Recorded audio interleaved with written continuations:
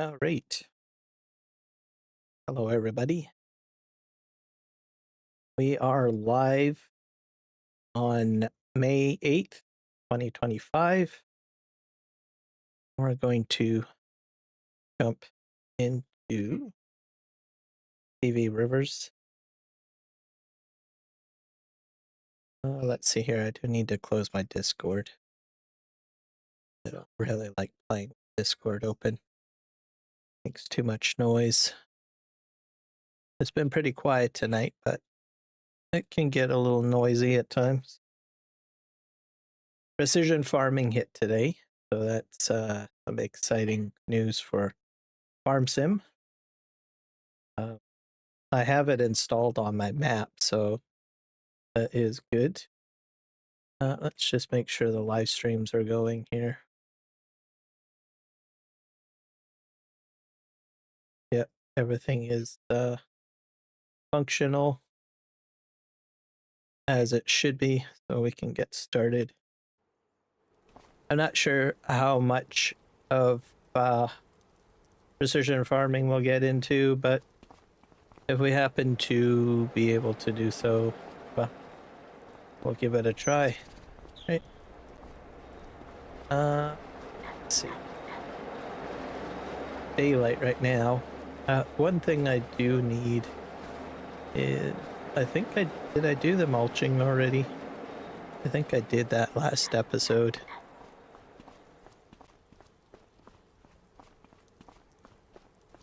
Yeah, have some crates over here. I do need to have to do soil sampling, really. Now, in the past, generally, you would just go out with the scanner and scan, but you can actually soil sample this way, I believe, somehow. I think you're supposed to be able to click on it, right?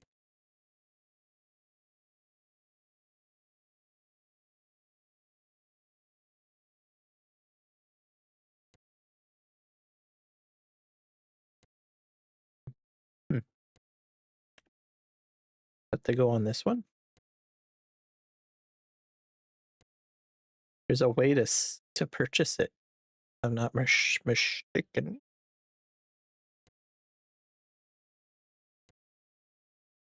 Soil distribution. I think I have to go to precision farming. Here we go. Yeah, you have to go to the precision farming tab, if I do believe. These are all, yeah.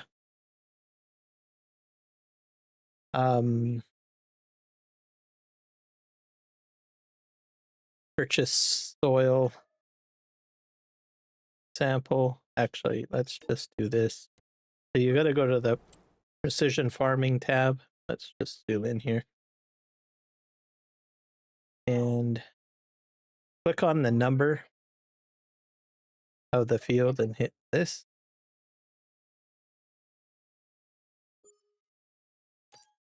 Oh, wait.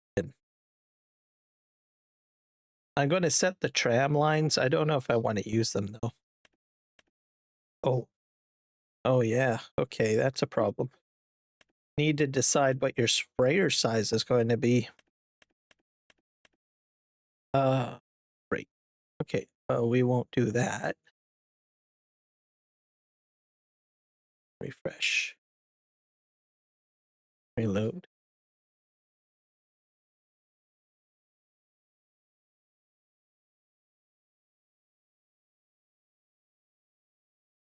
Let's hit net exit. So we'll do this one. We'll purchase this one. I think I own other properties too where I can do this as well.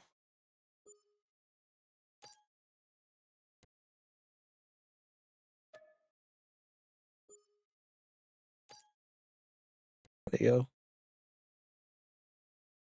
I don't know if I need to buy. I don't know if I have to do it for 2. I probably don't. I have other properties over here too, but those are mostly forestry areas, so it does a good job at detecting the fields so that it's only addressing just the field area, which I think is like, which is nice, because in 22 I think we had like large parts of the map being selected. Okay. Clear yield map, we can do that too. Tram lines, economic analysis. All right, so there we go. We got the, you can also go out here and manually soil sample. It's not much of a difference compared to actually, there is no difference compared to Farming Simulator 22 and 25 on that one. I used to just basically go out and do it manually, but I have a lot of money at my disposal, so I decided to just go ahead and, you know, do it this way. Purchase it. Go over here and jump into this. By far, I do enjoy using precision farming. I'll let myself a bit. Oh, my mouse is running out of power. That's not good. I sometimes forget to charge my mouse because the battery lasts a very long time. But that's okay. I got a cable here. I don't like using the cable, but it's like on the last bar right now. Plug that in. Make sure it's not wrapped around my...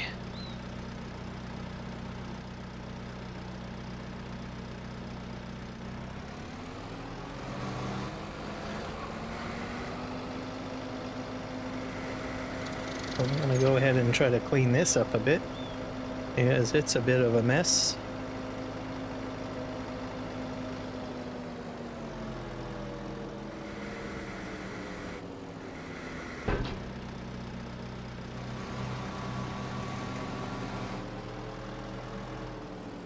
I'm gonna just park this right here.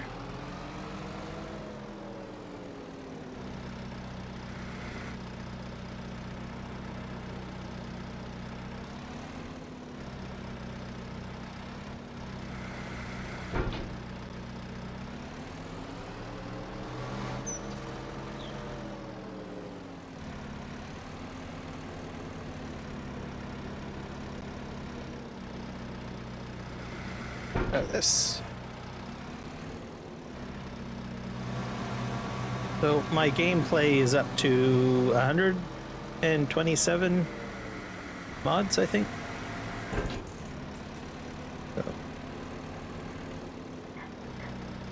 Oh, that's bad. It's 125 mods, which isn't too bad.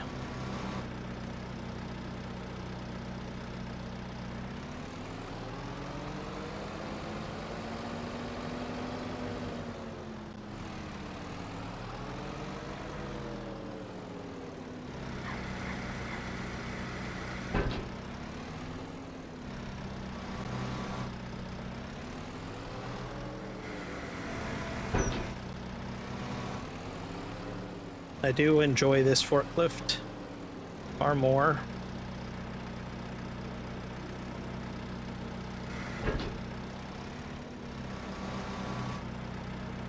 On 25 compared to 22.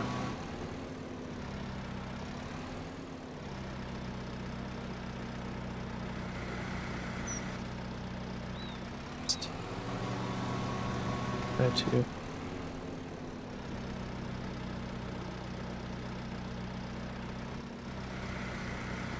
lower this down and park this here.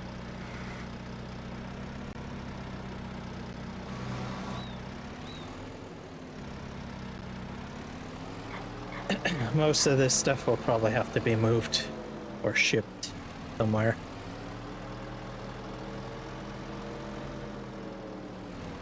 So yeah, on the mods I've added more Giants mods.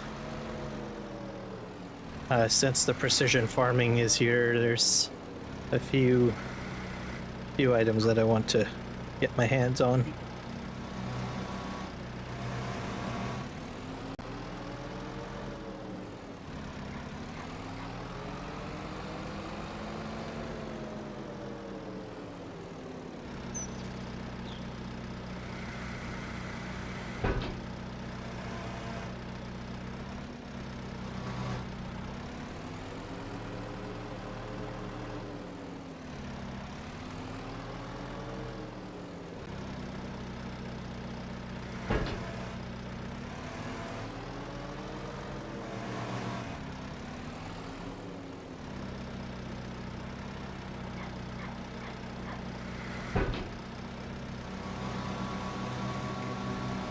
Put this back up here.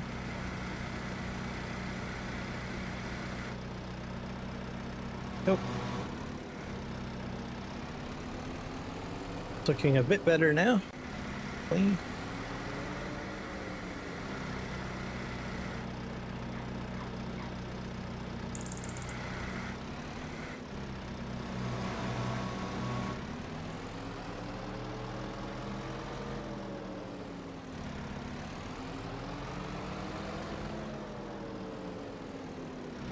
Go ahead and put this up here.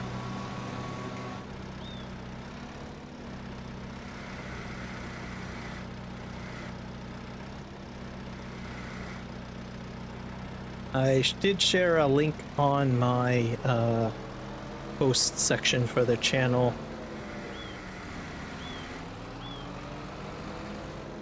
It's for, I think, Stream Elements. Yeah. If you want to get into multi-streaming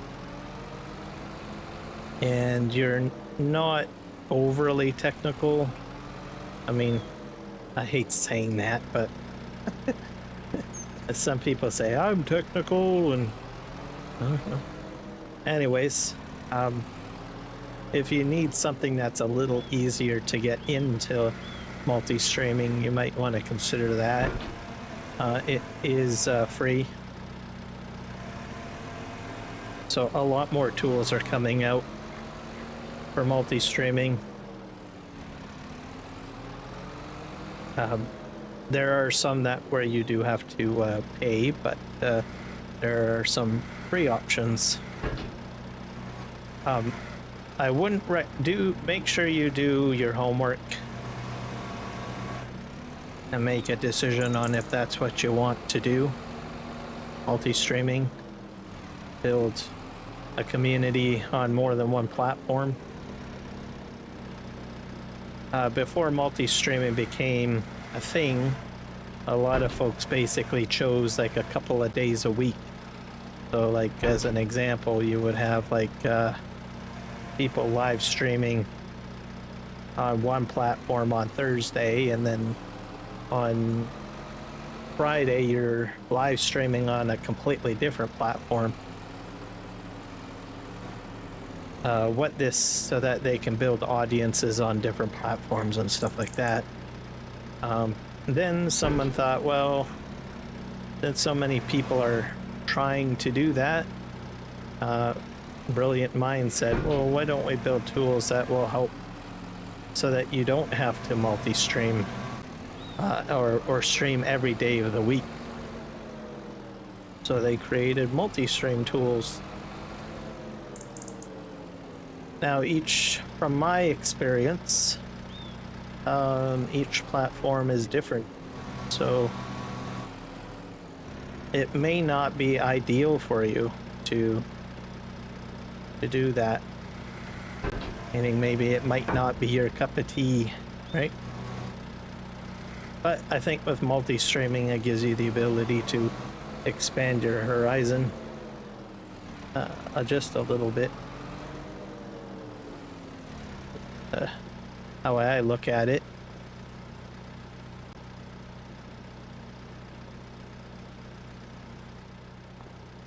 So research it. There are for the most part, it's the same. Most platforms are similar with regards to setup. Some are a little simpler. Some have more tools, some have different features and stuff, so I would just do a bit of research. The other thing too is you need to make sure that your hardware can handle it, your computer system, I mean. Also your internet connection, because you're going to be using a lot of bandwidth. So just keep that in mind. And you may have a bit of a steep learning curve, right? I know when I first got started, I had to do quite a bit of playing around. I think we're going to go ahead and park over here. Just reverse this in.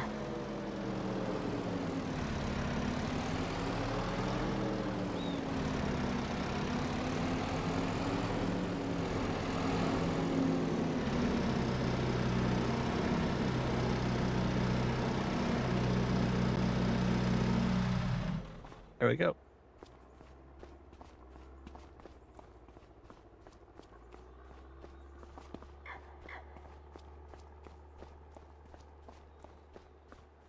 I think that went well. I got everything stacked over here because it did look like a bit of a mess. And when the house is constructed, I honestly don't know what it's going to look like.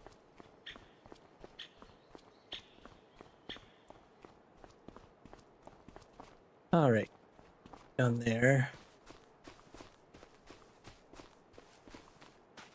Sure if I have to do any. I think I did mulching already.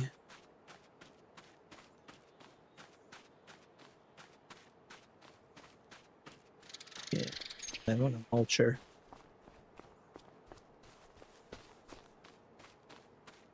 Oh yeah, I was wondering if I can plant oilseed radish.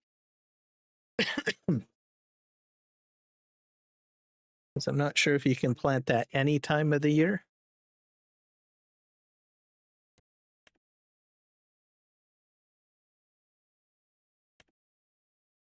Let's see. Planting season. Oh, you gotta wait till March. That's good to know. You get a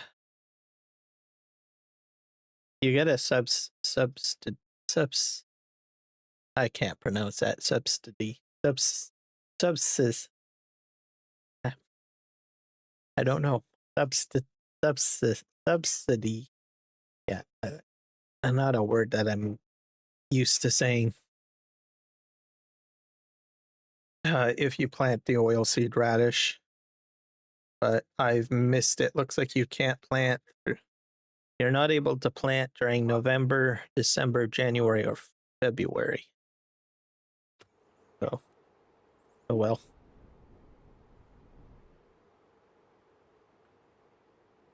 Let's see. We're over here. I think we're going to start picking up these logs and getting them moved.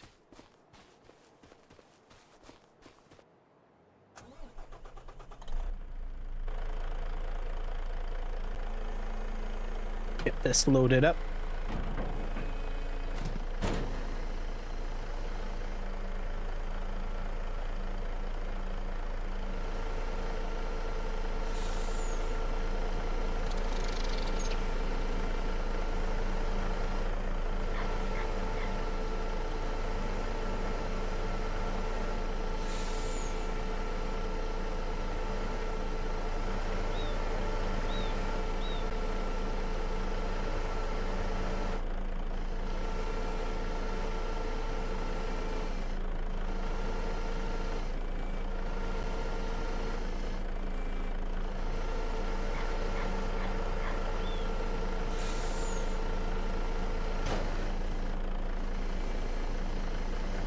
Pick this up.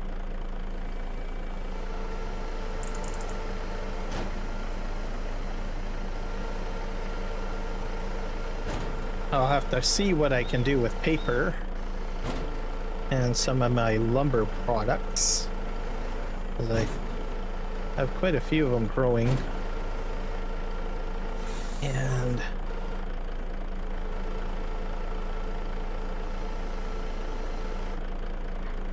put those down there. And I might need metal. I'll have to look into that.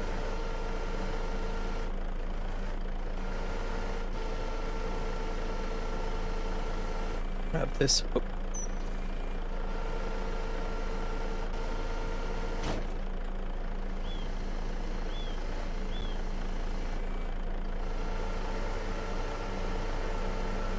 I might have to put a production down for metal, perhaps. Maybe I'll put it over here.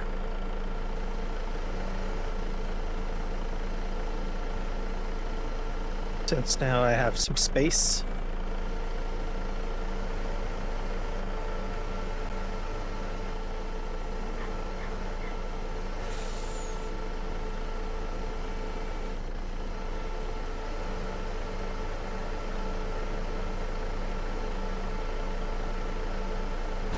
Throw this in here. Oop.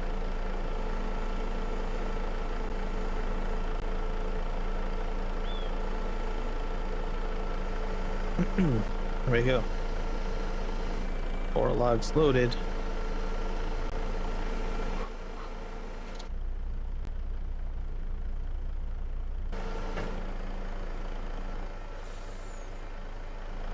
Don't have any more, and then I have to grab up those rocks there, I think.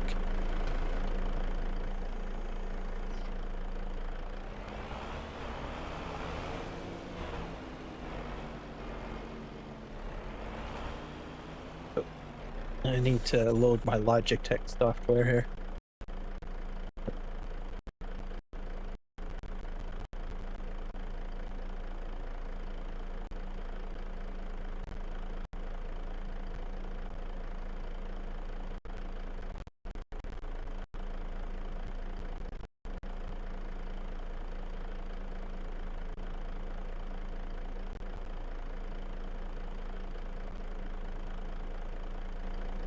Yep.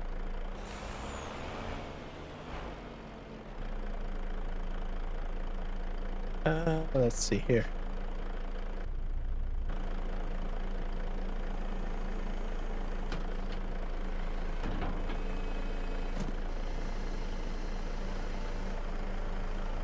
That looks like Canada geese almost.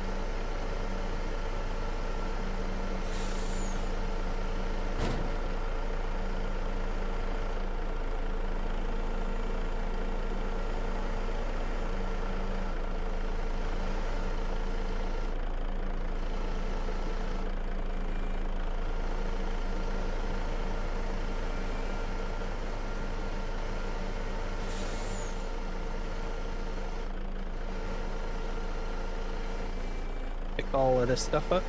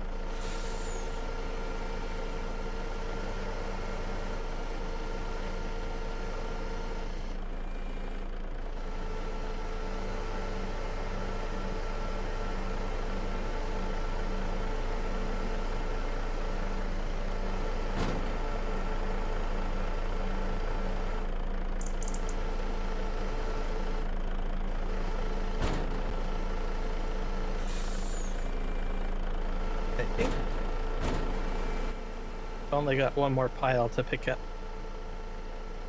And then I can go all the way down the tree line. And take it all out.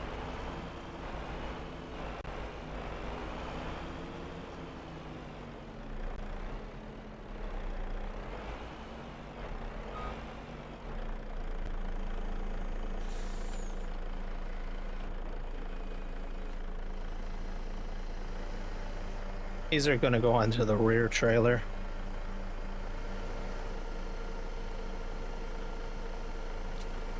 There we go.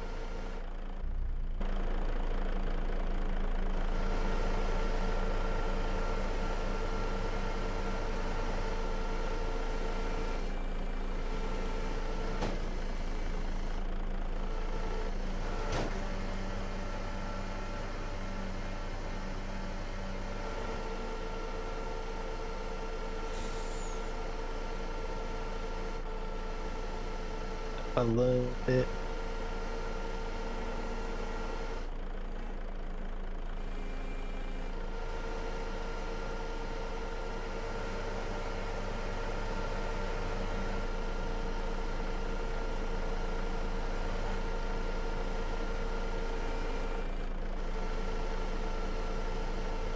So today I focused on, I got some new coffee, or Peruvian coffee.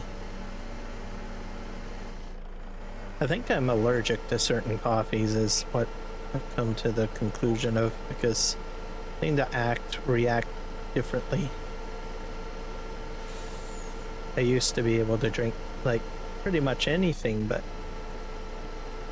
I've had types of coffee that make my stomach very upset or acidic.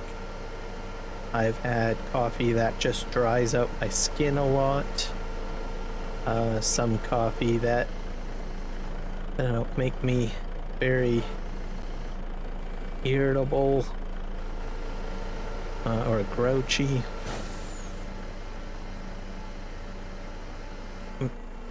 Mostly Tim Hortons coffee, I think. And then there's some store-bought like canisters of coffee that I don't react well. But anyways, I had a package of a Peruvian coffee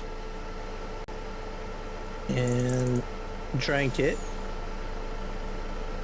medium roast, and don't seem to have any real reaction to it. So bonus. Also, it tastes fairly well. Like I can drink it straight black, which is good. Instead of having sugar added to it. I mean, it has a coffee flavor, but it's not as bad. This may sound strange, but I don't. I think they did something with the Tim Hortons coffee. I don't know what it is, but it had like left an aftertaste like you had cigarette butts in your mouth. And I started thinking, I wonder if they like sort of, how do you say it, like Frankensteined it with a tobacco plant or something. Mind you, I wouldn't put it past it, because then people that it might make it more addictive is how I look at it. So I don't know. Hello Nick, welcome in. Anyways, it just tasted, it left a really nasty taste, like it as if I had like cigarettes in my mouth, or cigarette butts, or an ashtray in my mouth or something like that. And they somehow, and that I noticed that like several years ago. So sorry for everyone that likes Tim Hortons coffee. Probably just ruined the experience for you now.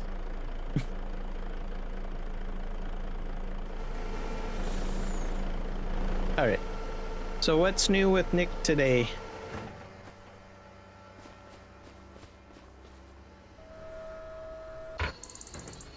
Oops, I should have remained in here.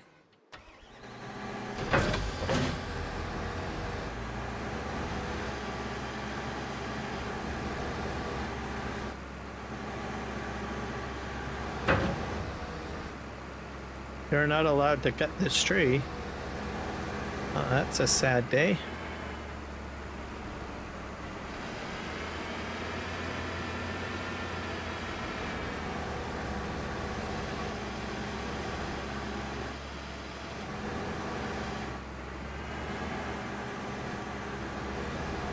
But yeah, that's my story on coffee.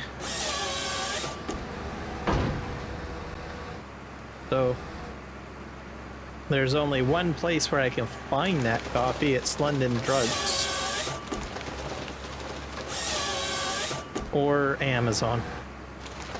Nothing. Just done my live stream. So that sounds good. How did the live stream go?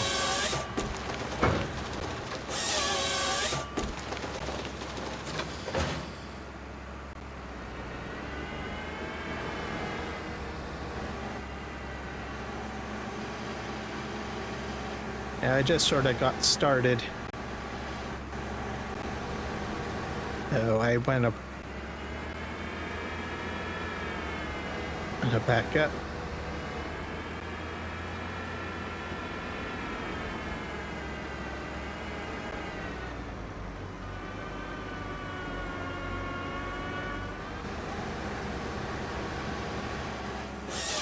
I think it's going to be a pretty quiet live stream.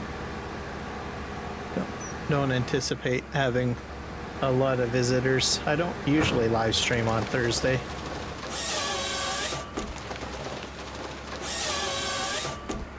Usually live stream more on the weekend or Monday. It went okay? That's good. Was it a quiet live stream? Can't really actually ask that question because it's the Nick Kelly entertainment show, right?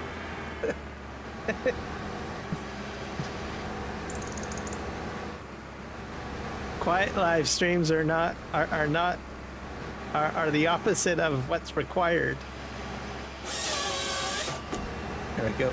Oh, I cut that too high. I just wasted some wood.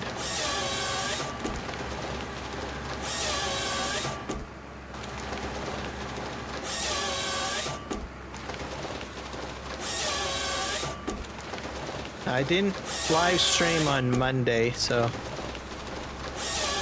usually I thought, well, I'll live stream today. Plus, Precision Farming was released today. Just oh. Yes, your live stream is never quiet. It's always active.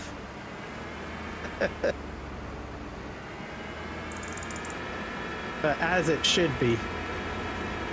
Okay.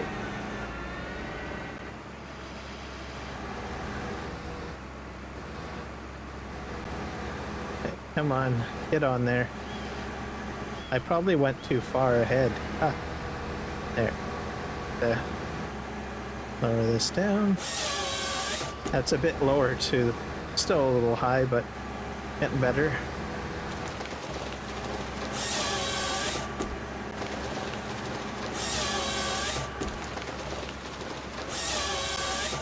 But I appreciate quiet live streams.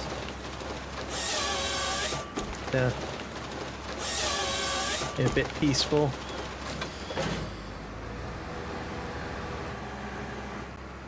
I think especially today, I don't have music playing today either, so not really in the mood.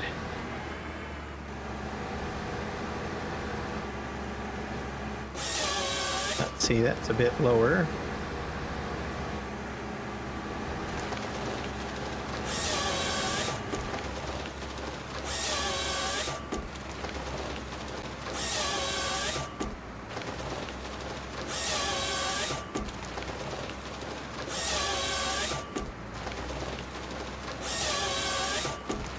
have to start clearing out some of these rocks here, because they're going to be a problem.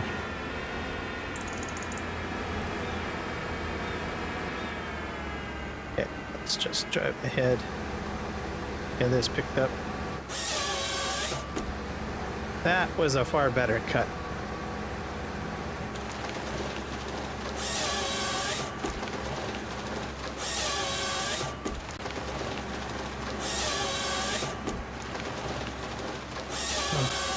I also watched some of the Vatican stuff today.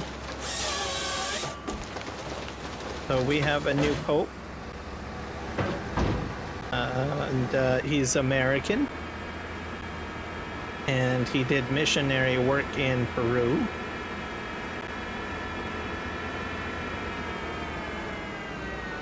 So it should be interesting.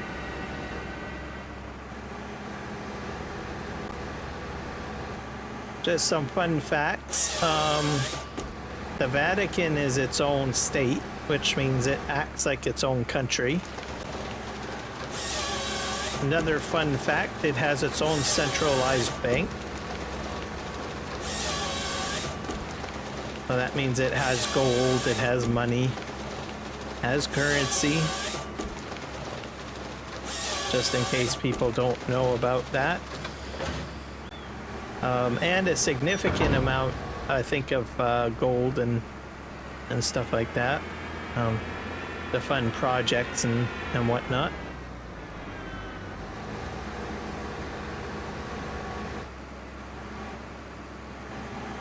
Let's see here. So it'll be interesting to see how it will go. I believe he is considered a new kid on the block. Well, I think I heard that he's only been a cardinal for about a year.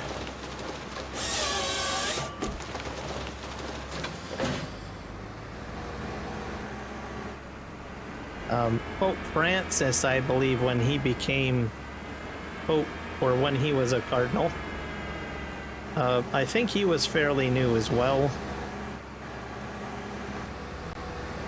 So it kind of leaves you to wonder if, you know, they select usually new people to get new perspective on things, I guess. But we'll have to see how it all plays out. I'm gonna go get this all cut, trimmed down.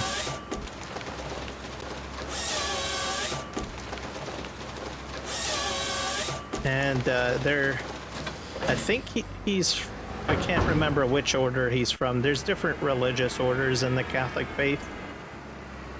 And I can't recall what his was, but his is different than Francis. Francis was a Jesuit. And Pope Benedict was a member of the Benedict order.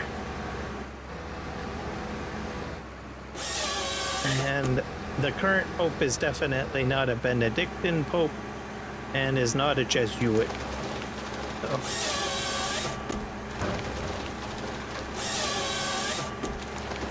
I think, I don't know when I think maybe St. Augustine.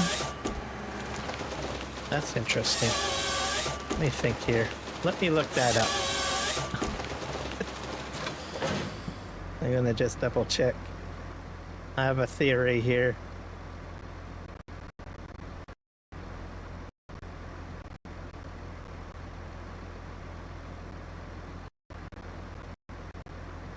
Same number too, Leo the 14th he chose, which is the same number as Pope Francis.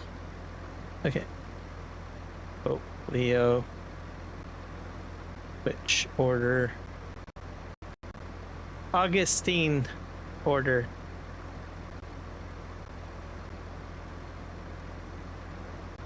You know what's kind of interesting about that? Like if you're on the zodiac, right? August is usually the the month of Leo. So Augustine, Leo, I don't know. I just thought about that now. I thought, that's interesting.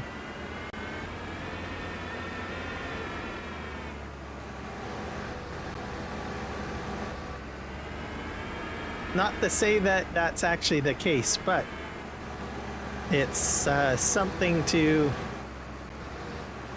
consider.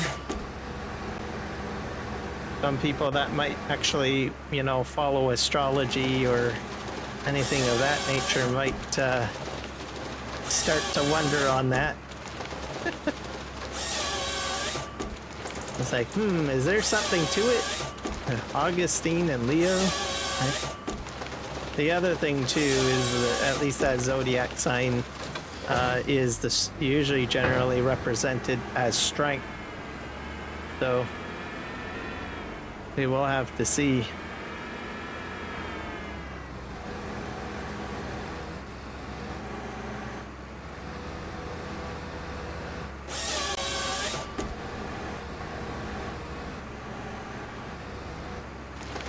Oh, I made a mistake. There we go.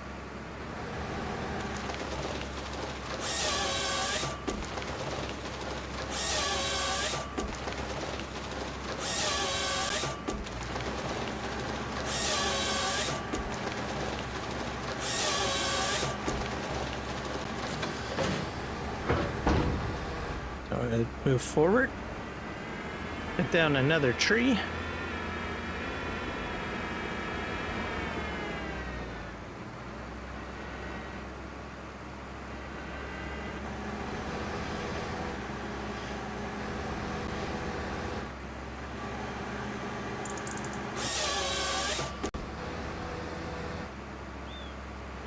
Gonna hit another tree, I bet.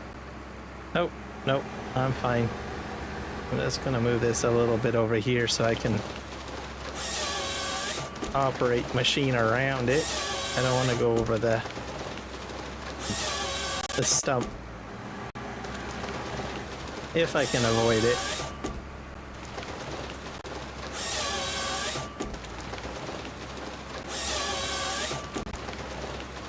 Let's see, what else happened today? King Charles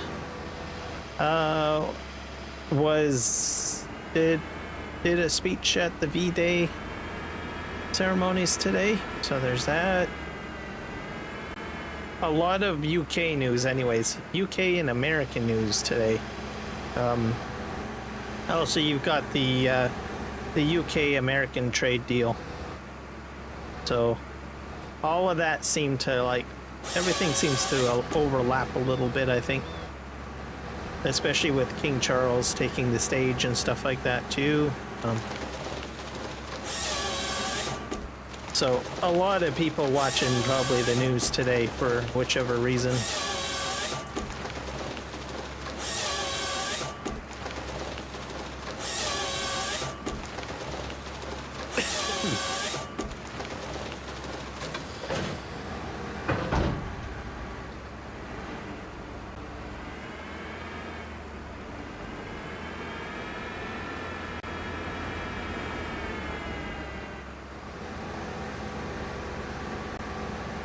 Okay, let's grab this.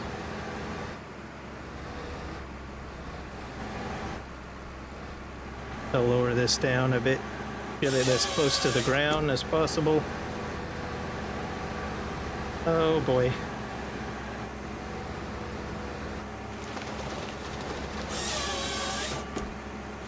This one's a bit of a heavier one because I'm swinging a bit.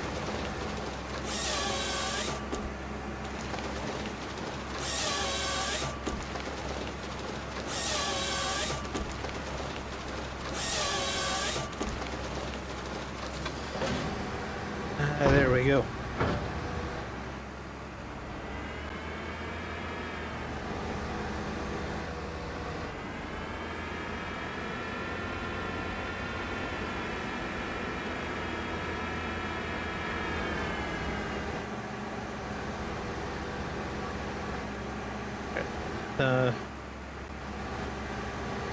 Move that in a little. Oh, nice. That was a nice cut there.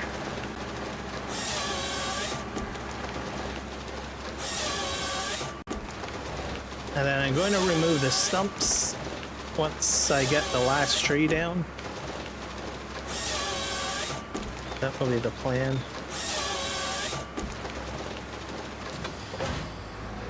Which I think will be this one.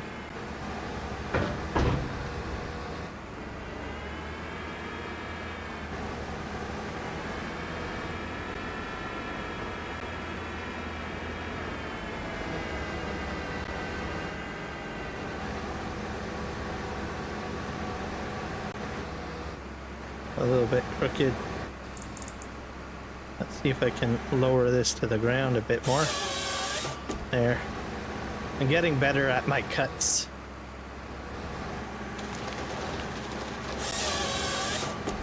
And I got one stuff way over there.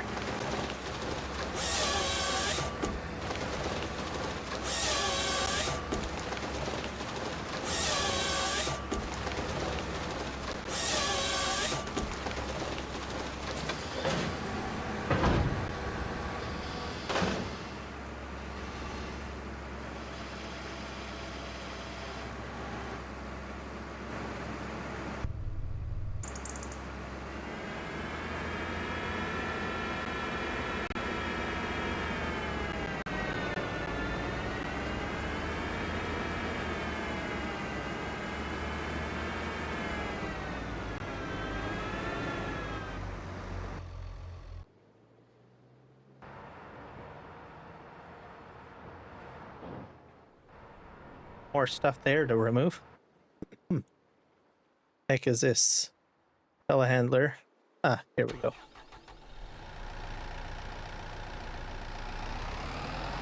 And I don't know why I can't cut that tree down. It's too bad.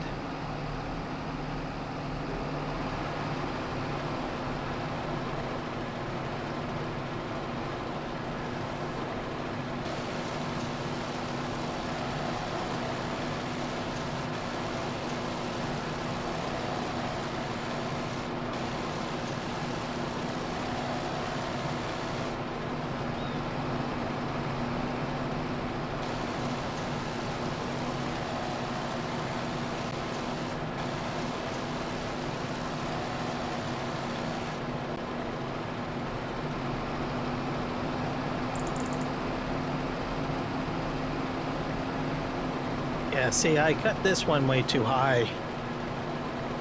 It's that's too bad.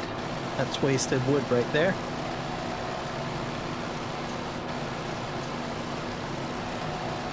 But with practice, I will get better.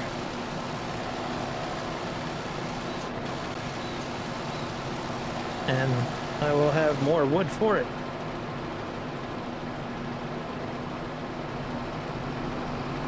I will also have to see if the lumberjack mod will eventually have like a sawdust mode added.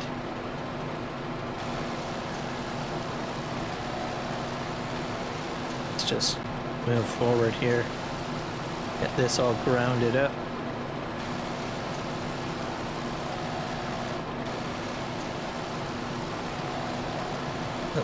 I got a window in the way here. Let's close that. There.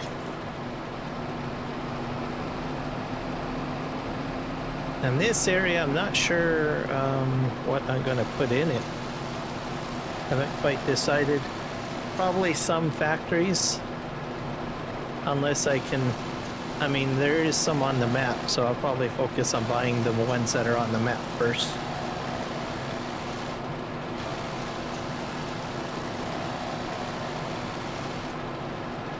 There we go. And maybe grass will be put in here as well.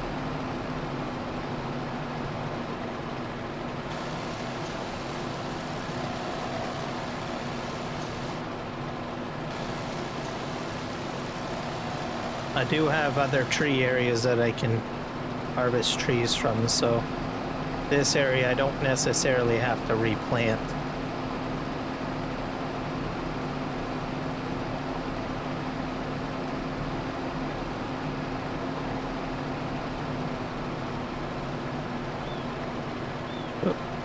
A little too far.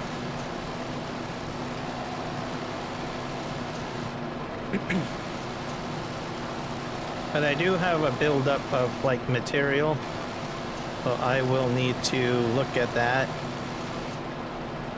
and see where I want to put it. Hopefully into another production.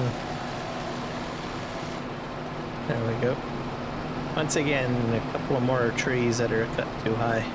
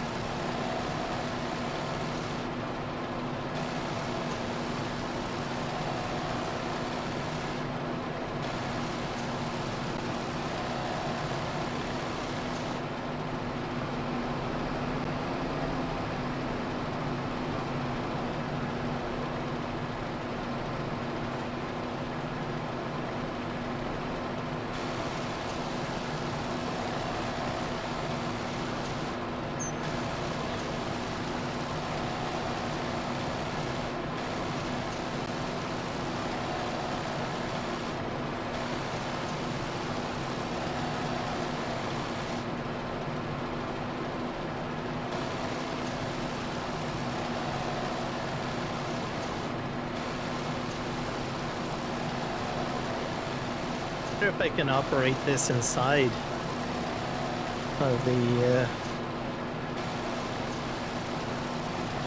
machine. I guess I probably could, but let's see. Oh yeah.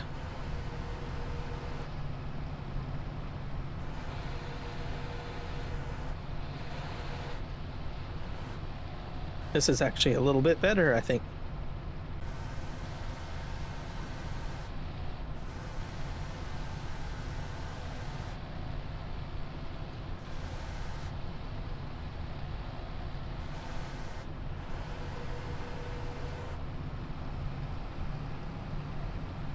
Let's do this one.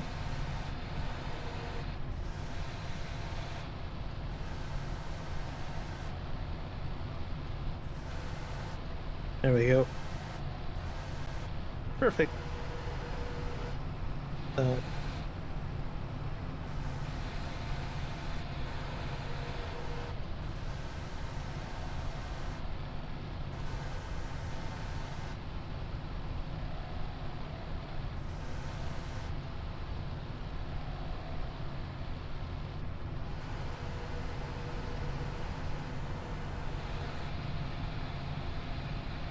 This down.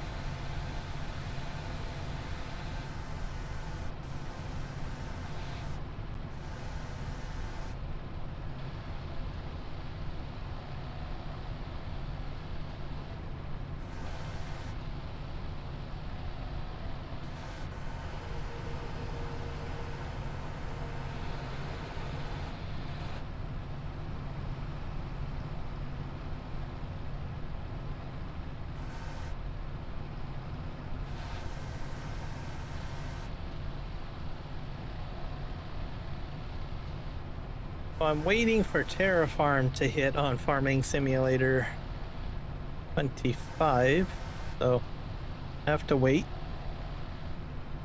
I think that would be really phenomenal if we get when we get a release of that. I'm waiting for that. We'll see. I can't think of anything else that I'm really looking for. I do have to see if there's any 82 Studio mods released yet. I haven't looked at that much. I'm not even sure if he's even working on the mods or something. There's custom modding as well. I'll have to look at what they are doing.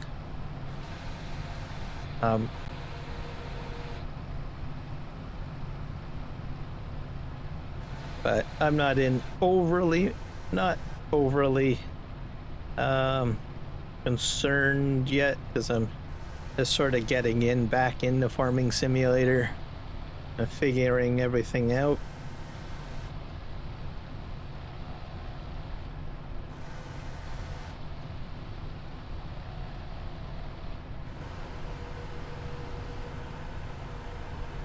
Let's see, I thought about multiplayer as well.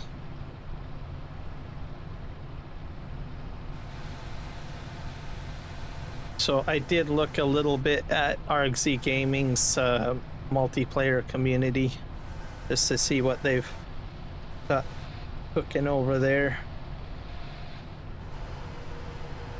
See if I maybe want to jump in or do something on one of the maps. The best thing about multiplayer servers is that, you know, you can kind of jump in and kind of experiment a little bit or try different things. Like if you don't want to get into a whole gameplay session or whatnot,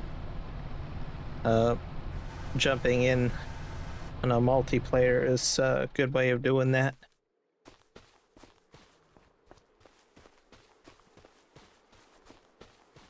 I did that a couple of times during FS22.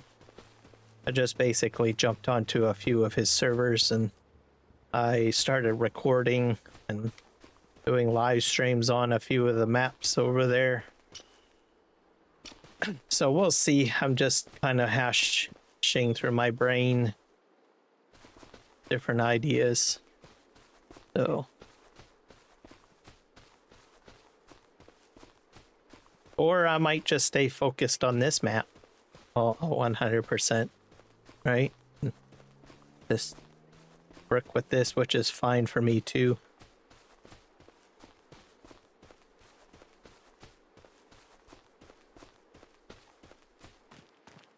So I have to think on things, on what I want to do. I think during Farming Simulator 22, I was more focused on on things, and I knew exactly what I wanted to do.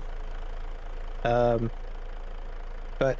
right now I'm kind of like taking it day by day, I guess, sort of mentality.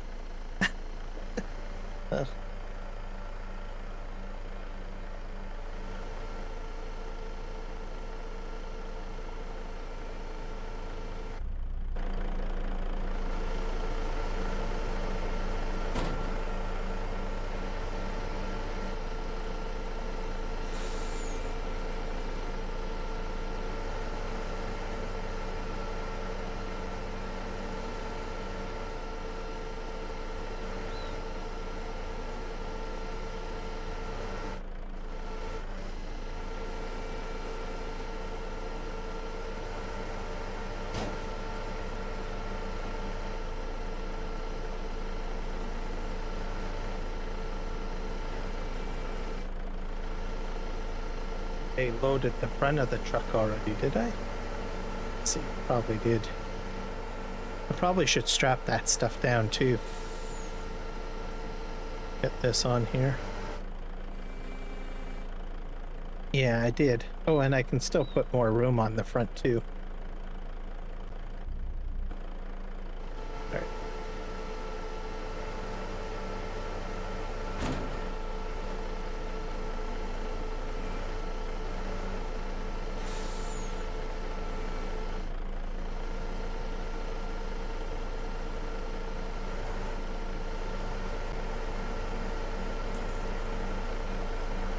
And this week I also posted another video of a fire. I think I got to it a bit, I guess a little late. But yeah, there's good shots of showing the crew compared to the other video that I had. Because I was able to get closer to the work crews, and there was a lot of firefighters. I eventually walked over to the other side, and there was at least about, I think, 8 ambulances which were lined up farther down the street, which I didn't know were there, because my video had been focused in one area. But I went for my walk basically, as after I had done the live video for about 12, maybe 20 minutes, 12 to 20 minutes. I decided to go for a walk, and then I noticed the ambulance crews there.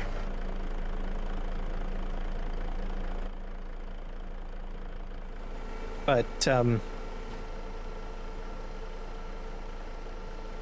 what generally happens if there's a fire, like to what happens to the people, they get put up in hotels. I'm not sure. Most people always focus on the actual fire and the equipment and stuff, but not many people really understand, well, what happens next, right? What happens to the people? What happens to the building?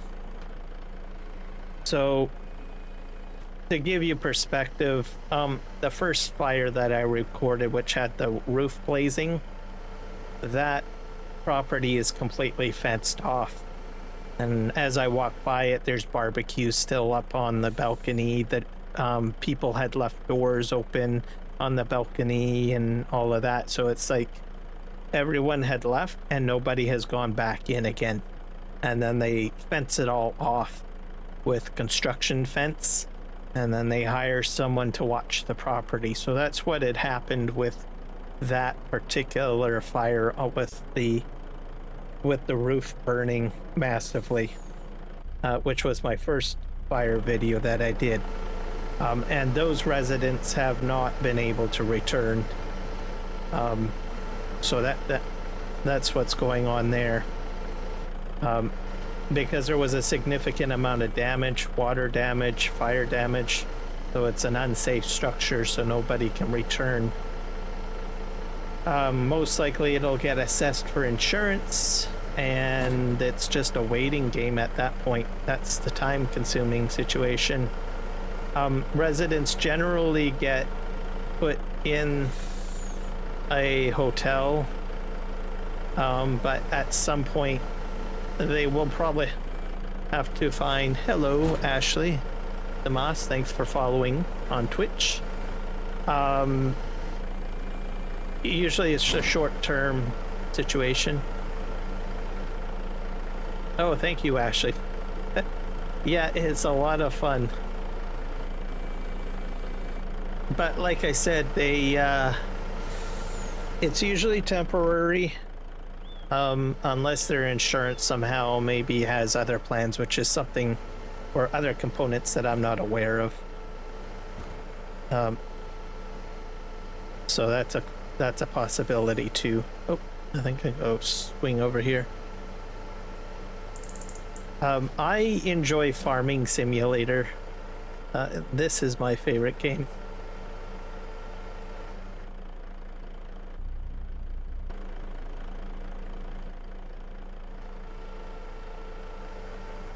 I hit the wrong button again. There we go. Where is this? Oh, it's right against the truck.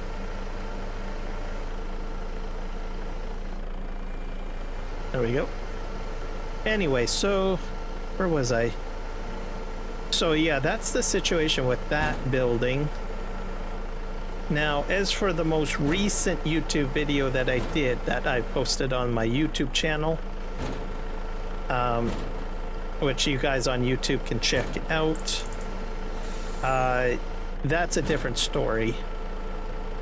So the entire 6th floor basically was impacted.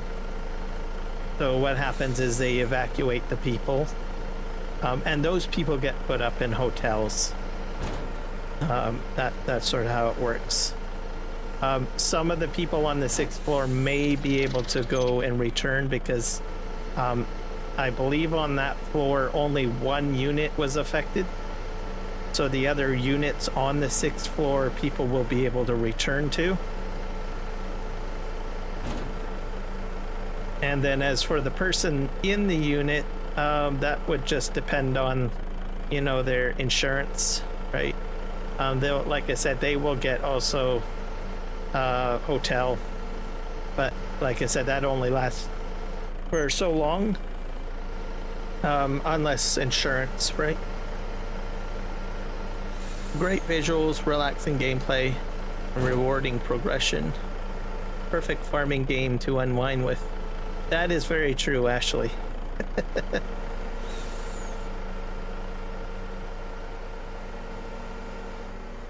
Oh, just to let you know, Ashley, because you're kind of new to my community, I actually live stream on 3 platforms. So if it seems like I'm just talking to nobody, that's not the case. I'm talking to people on Kick. I'm also talking to people on YouTube as well, vertical and horizontal feeds. Oh. There is no character in Farming Simulator 25. Doesn't work that way. There is no character selection. You get like basically one avatar and that's it. So but if you're talking about equipment, I'm a person who prefers let me see, I do like the logging equipment, and I'm also like a mixture of John Deere. Actually, I think Kloss. I like Kloss equipment the most, I think. And Case. I do like Case equipment. Okay, let's pull that up. Oh, I missed a log. Darn it.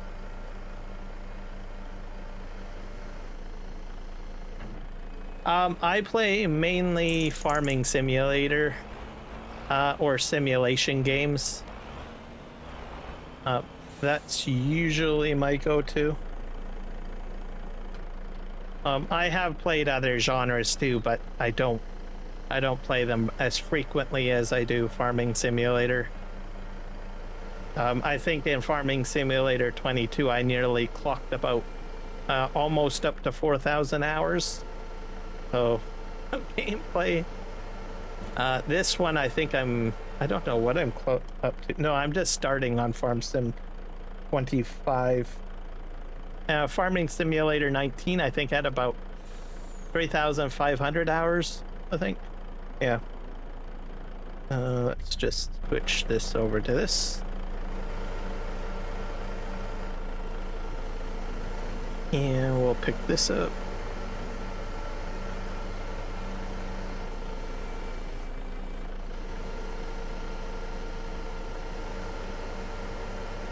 I don't stream daily, no. I'm sort of getting back into it because I had an injury. I had injured my arm, so I took a break for probably almost 2 months. As for Twitch, Twitch is not really my primary platform. YouTube is my primary platform.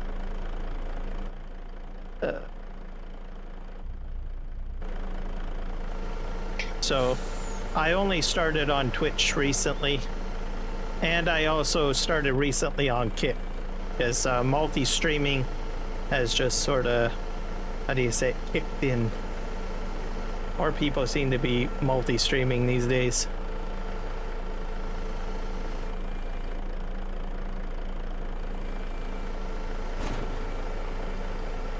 In relation to live streaming, I do sometimes videos. I do create some video content. I also do a bit of graphic work as well, or overlay layout building if I at times. I do YouTube shorts. Enjoy doing YouTube shorts.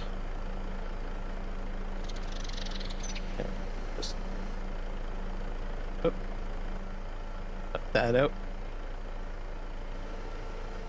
I need to hit L. Oh.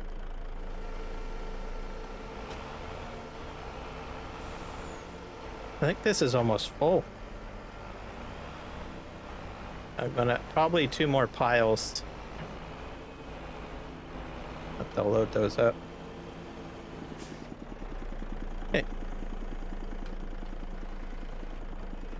So, but yeah, I was just recent. You probably caught me in the middle of.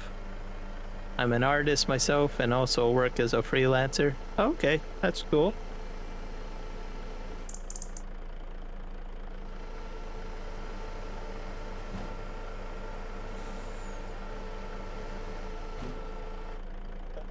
Just switch there.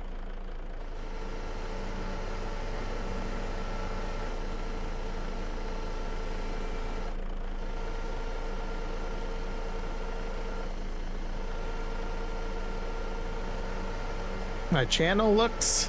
What do you mean? I don't change my channel graphics all the time. I'm not really interested in a bunch of, you know, stuff. Also, I have an interest in hobby and, you know, doing different visuals myself.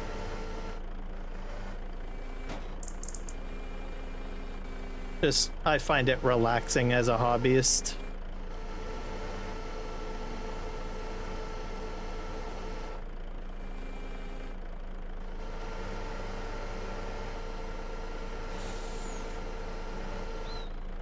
Here.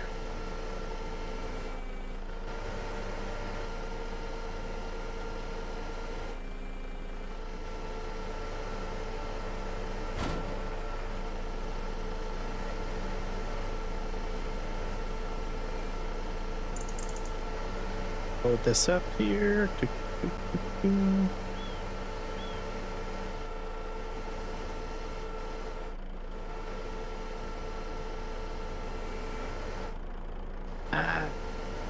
Didn't load it properly. There we go.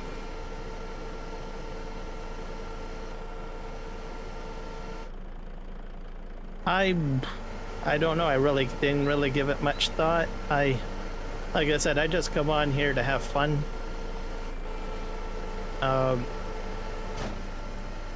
And for the most part, I generally just have conversations. That's pretty much all that I really do, and talk about farm sim. So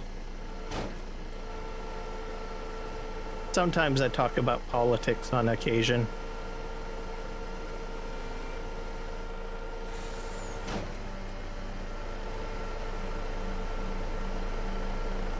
All right, let's switch that over there. I think probably can get one more load on here, guys.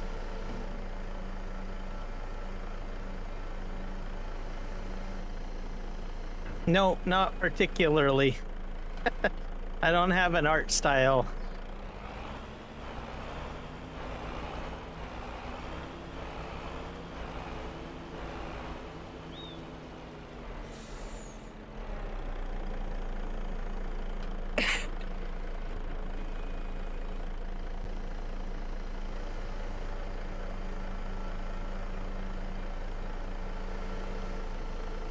All right, let's do that.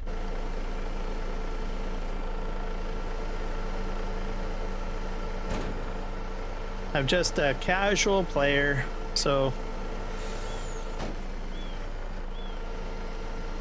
I understand that. I think you're probably trying to find out if you can get me to I don't know, get on board with arts and stuff like that, or to peruse, you know, upgrade my channel logos and stuff.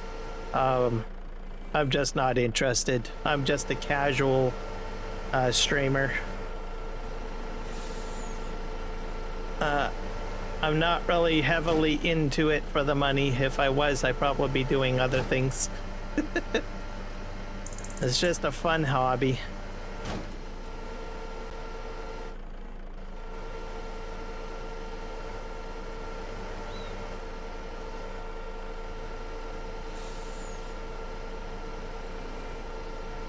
Okay, there we go. Put that there.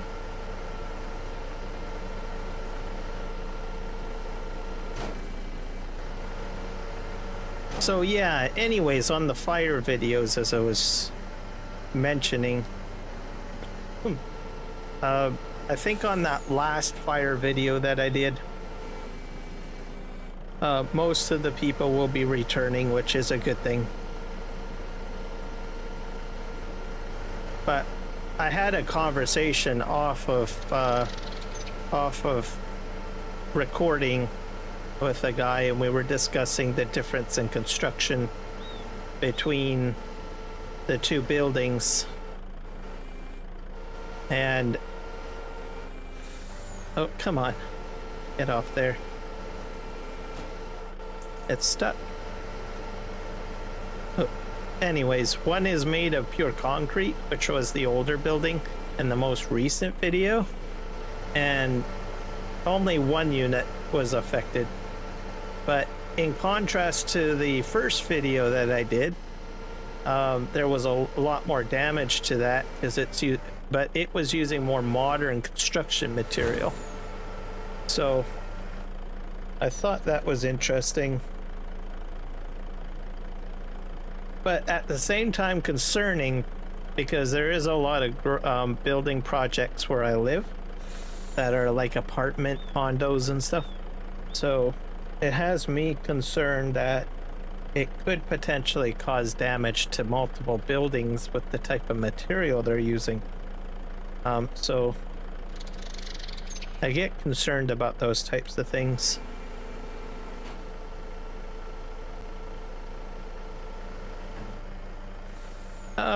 No, thank you. I'm good. Yeah,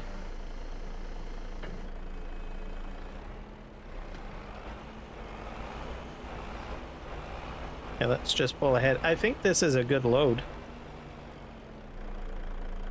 I'm going to strap this all down. And we'll turn around and we'll head to a lumber mill, unload. So, but I don't work in the construction industry, so, but I sometimes wonder, like, I know between that one building and the previous building, the construction materials are different. So,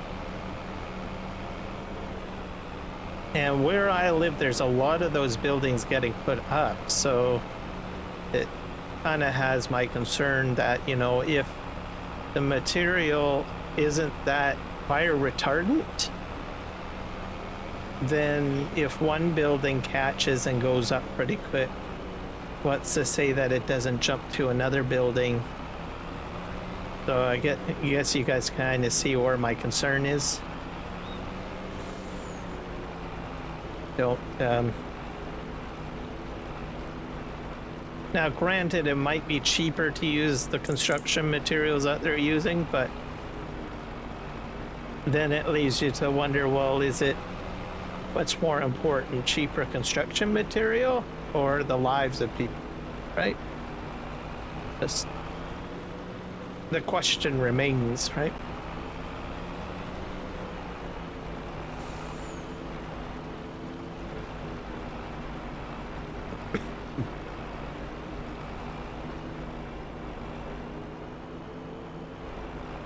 Now, I think also sometimes people are not really being that safe. They take things a bit for granted. At least, well, in my city anyways, where I live, because I've noticed that in the last, 15 years, there's been an increase in fire truck noises and stuff. We're gonna go this way. I think I need to dive in here. I think we're going to put this inside this paper mill. There goes the train, everybody. Put that there. And I need to go up this walkway.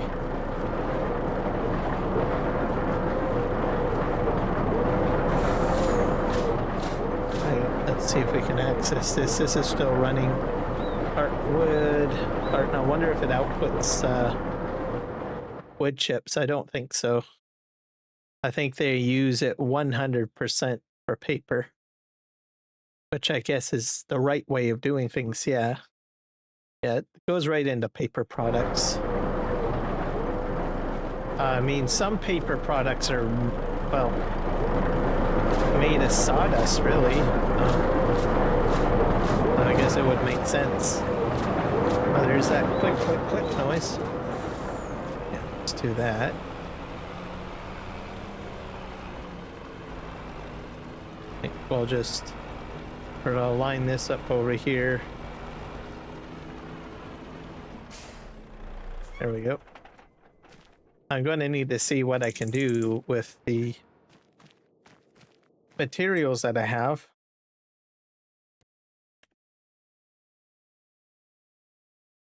So there's a pallet factory.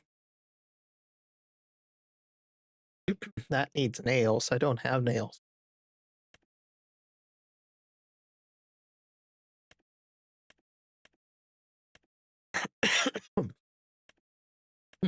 Excuse me. Charcoal.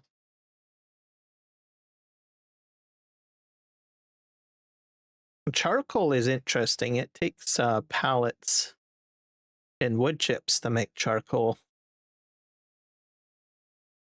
And then how do you make lye? Oh, you make lye out of wood chips as well. So that's good to know. But I need pallets first. We do have a pallet factory somewhere here. Pallet factory, that requires nails. I do not have nails. Pepsi. I can buy the playground. That will mean that I can put planks and long planks in to sell toys. We have a steel factory, vodka factory. Wagon builder is interesting, but I don't have fabric material.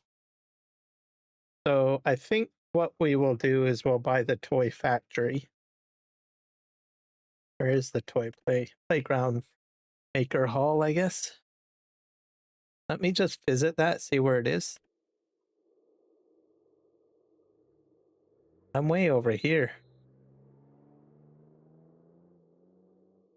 Let's bring up the map.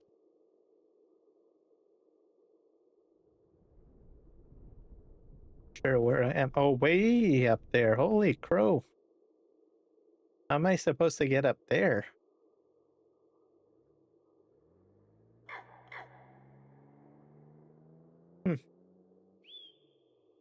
There's a bridge too that I have to build.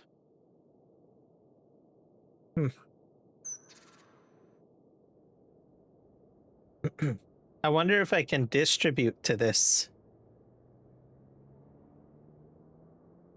That's an option too that I could do.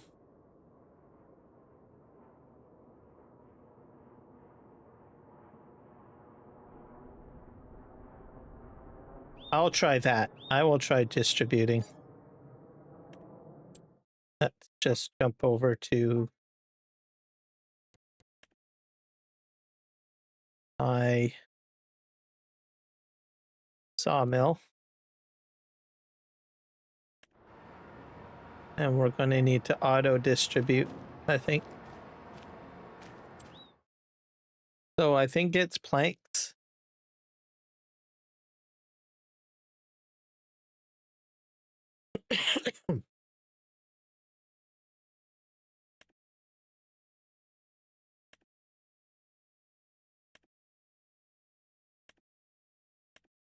I'll set this to distributing and see if it'll jump over there.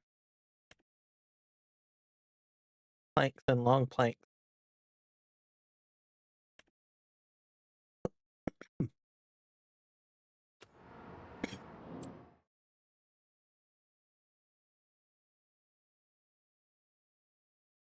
I'm not sure if this is on a time limit. Does anyone know if they move over at a certain period of time? I have a lot of wood chips too.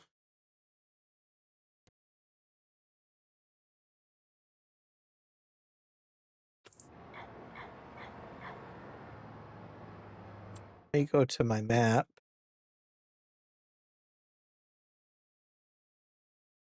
there a way to tell which building or which workers production? So loading stations.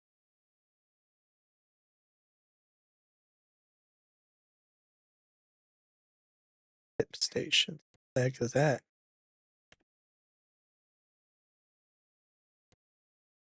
Pallet factory. Wagon builder. Train elevator. Museum.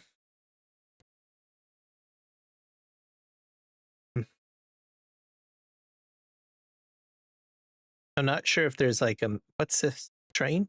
Yeah.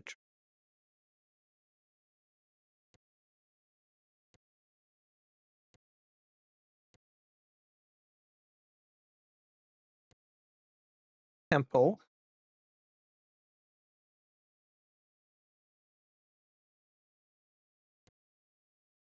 Steel factory. Oh. There's like a mine up here, I think. What's this? Campbell Soup Factory. Train. More trains. Vodka factory. Pepsi. Farmland. Brain Pool East. I wonder if I have to put my own metal factory down. I don't know. I need to take a quick break, guys. I'll be right back.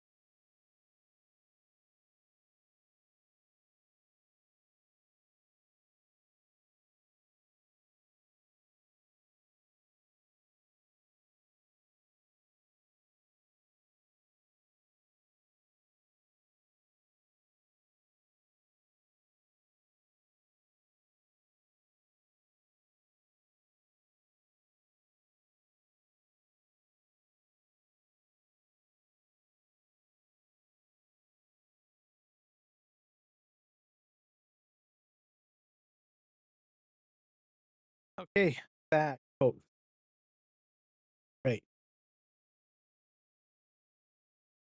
I think I need to put down a metal factory, guys. Oh, that's probably what we're going to do. Did this auto distribute while I had my break? Oh, it didn't.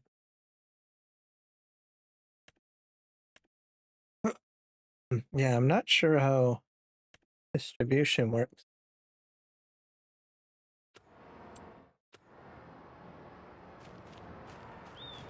I never really used distributing too much. Not even in 22. I used it a wee bit in 19, I think. But I just said, no, I'm just gonna universal auto load or something like that. It's getting dark, so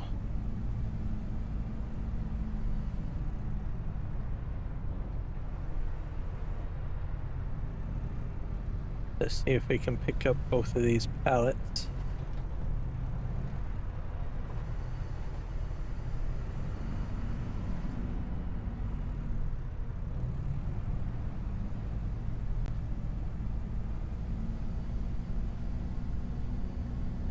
It's quite possible once I get this cleared off, maybe they'll auto distribute.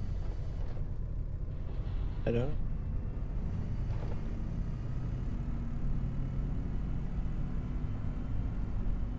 I'm also going to clean up some of this stuff over here because it's a mess.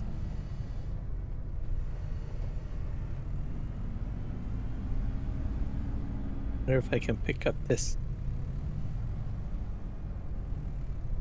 kind of antiquated, I think.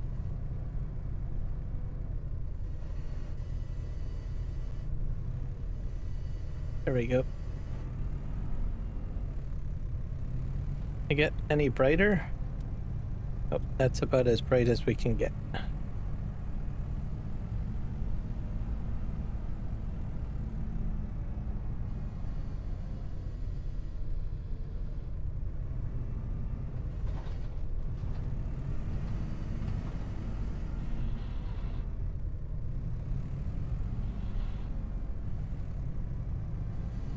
Let's go ahead and pick something else up. We'll head over here.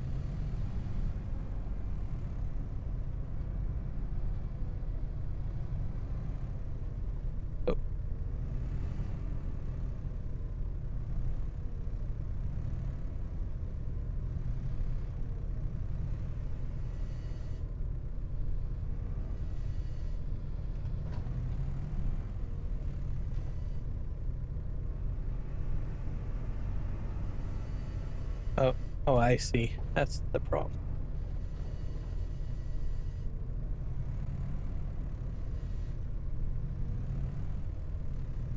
I get this next one? Nope. It's on its edge. Here's one. Probably get this one.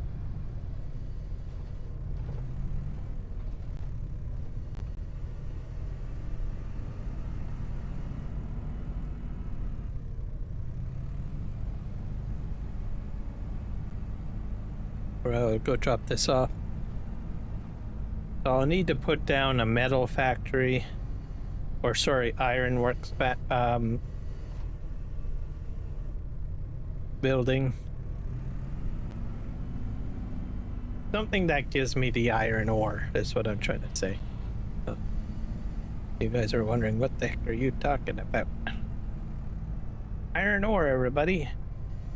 Because I need to start making nails. Okay.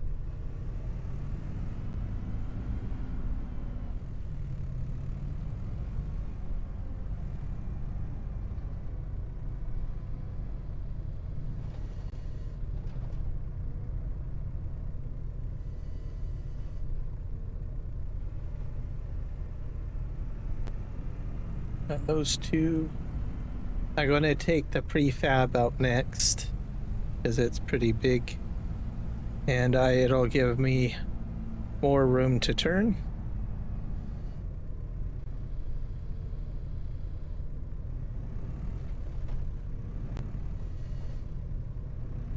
Uh-oh. You stuck on me?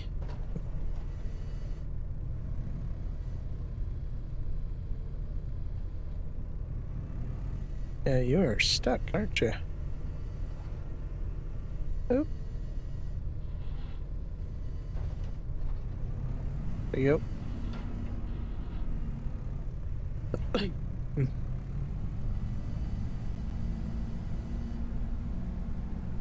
Get the prefab next.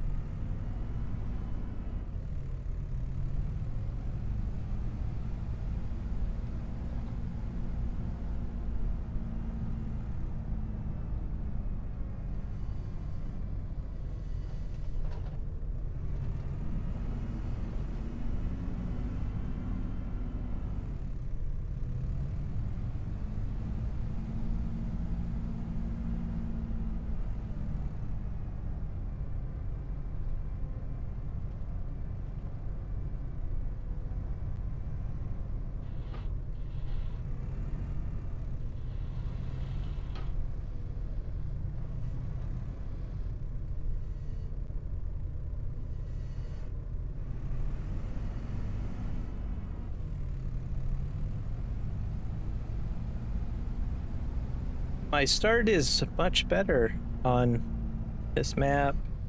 It does help to have extra money. That is for sure the case. I will need to figure out what I'm going to do with the wood chips. That's why I'm considering getting the ironworks put down, or basically getting nails produced. This is a bit bright. A bit better. Wonder if I can pick up both by doing.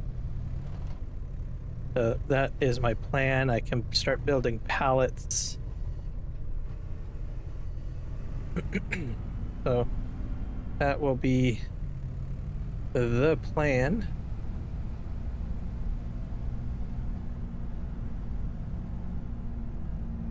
We're going to end up buying most of the productions and getting them operational. And then there is productions that I will need to build myself. That is something else to be aware of. Just spin around here.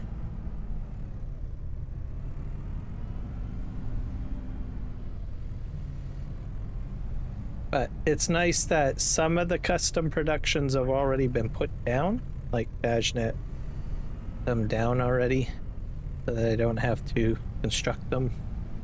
So that was helpful.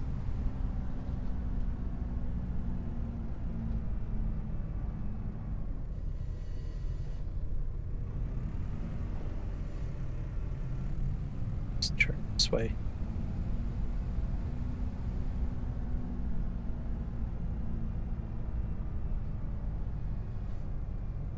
So let's see if we can grab 2 of these. Oop. Can I pull that out? Nope. All right. No big deal.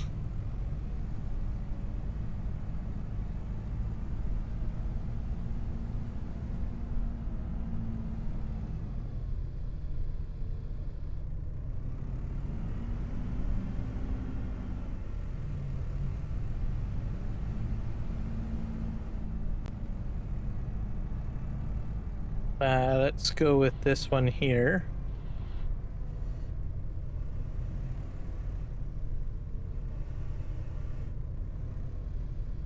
Actually, I'm gonna try to pull 2 of them out. Have to push these forward though.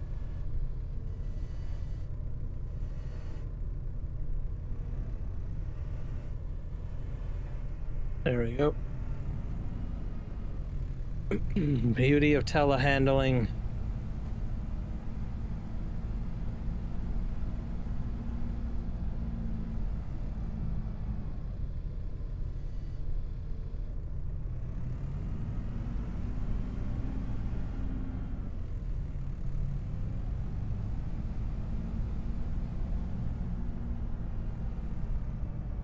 Here.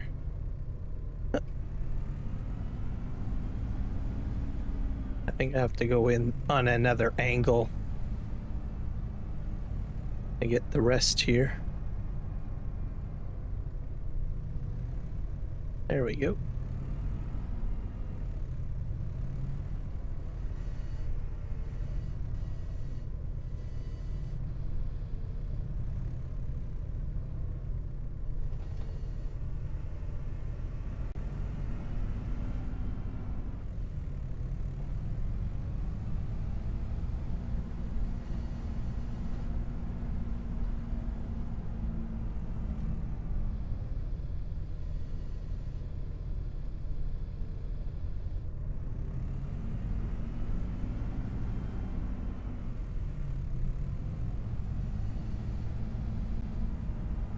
See here. Grab this bunch. That works. Those are gonna fall, aren't they? Oh, no, they didn't. Good.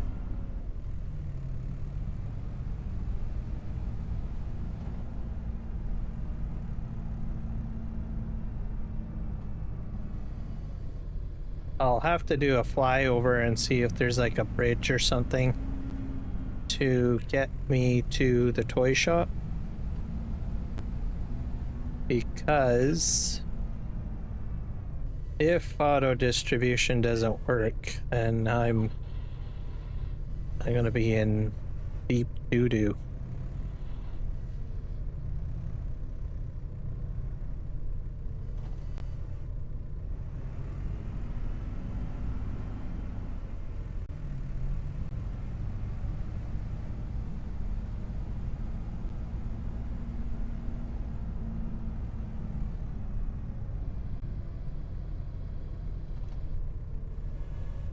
So more work was done on our balcony.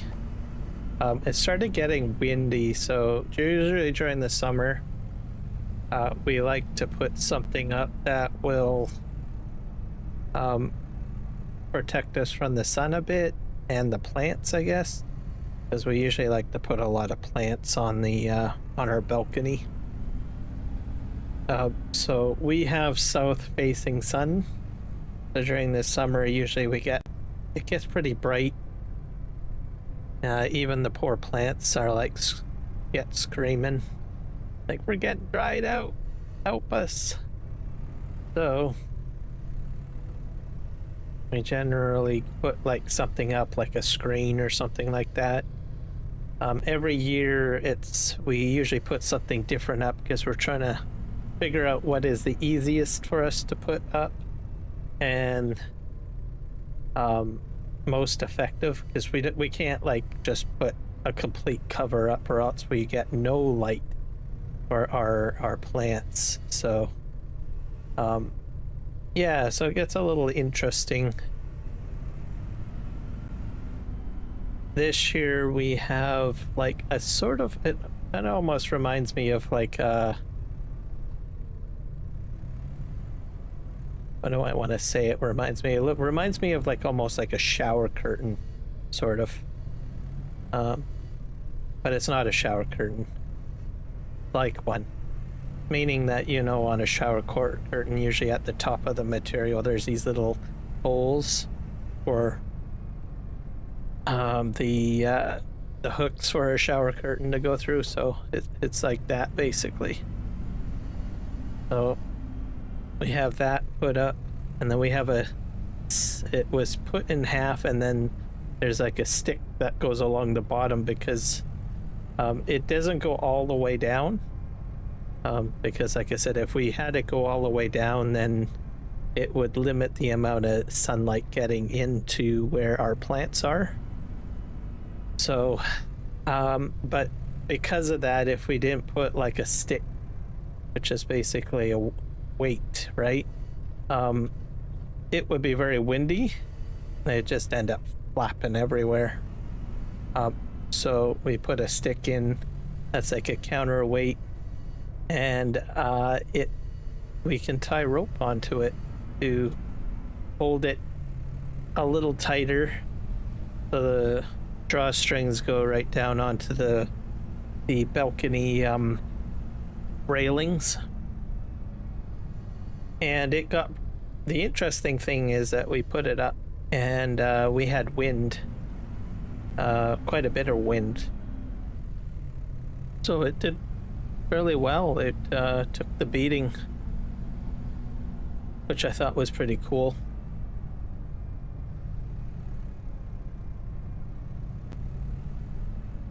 It flaps around a little bit, but that's the vibration of the wind going through it, right? But overall, we consider that a win right now.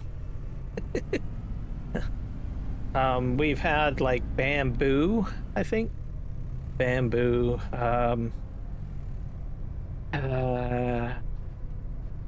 Awning.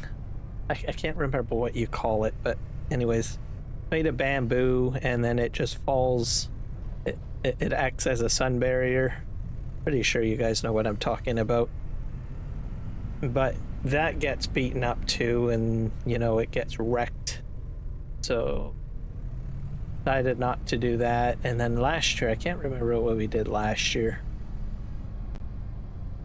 but we didn't reduplicate last year's. And then we have also a large umbrella too. Sometimes we put that up.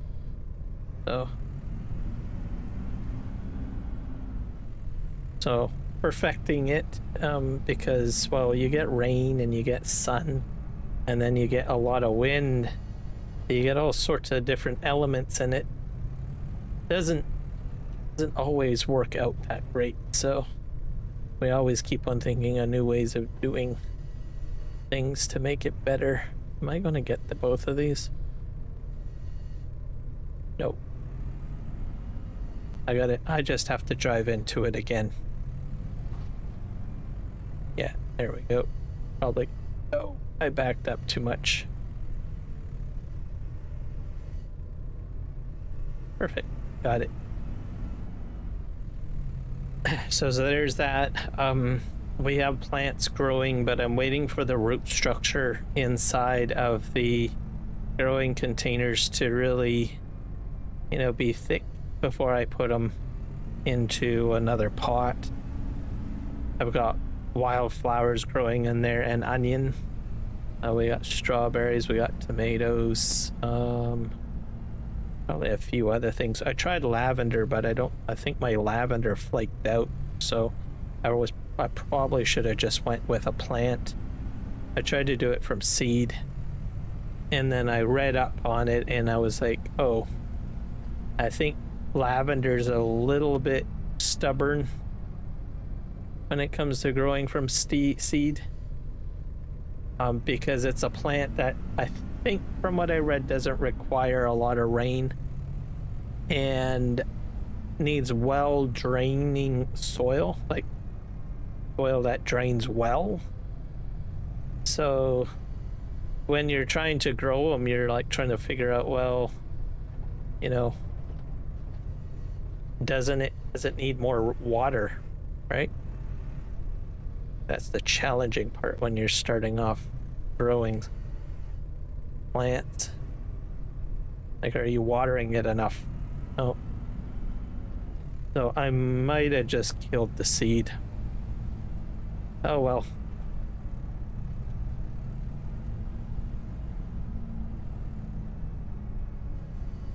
But there is a lot of, our garden area store has a lot of lavender plants. I should have just went that route. And it's not too late. I could probably go that route if I wanted to. So lavender, I was going to trying out the flowers, because I do like lavender tea. Not many people like lavender tea, but I do. And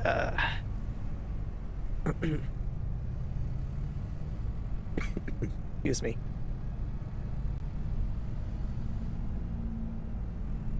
And I've never really tried to grow, you know, plants for tea before, so I thought, well, maybe that might be a good starting plant to go with. So, do I have a good green thumb? I'll be honest with you, no, I don't. Do not have a very strong green thumb.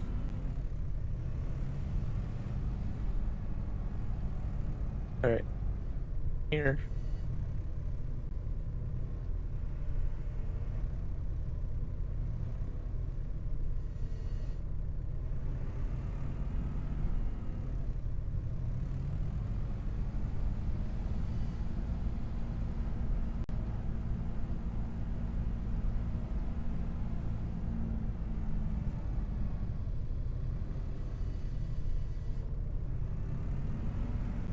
All right, I got most of those pallets out of the way.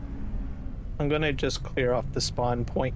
That's good enough. I can always do more another time. Well, we just really need to get this cleared off. Right here. I think I'm just gonna take this one prefab out of here first. Oh.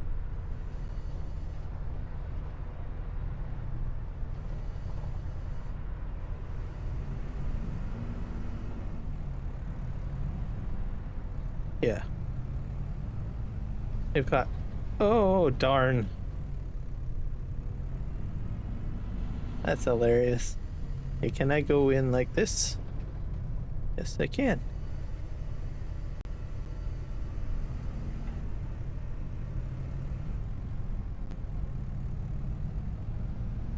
I don't know where you send your prefabs to. I'll have to figure that out, I guess.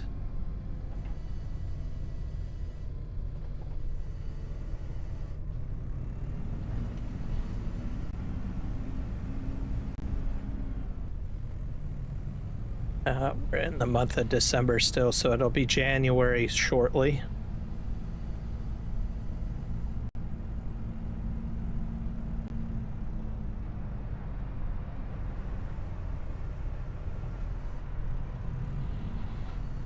Let's just see if we can get the chipboard pickup up. And I don't know where chipboard goes to either. Well, I've made chipboard before, but I've never really put it towards a production, right? There we go.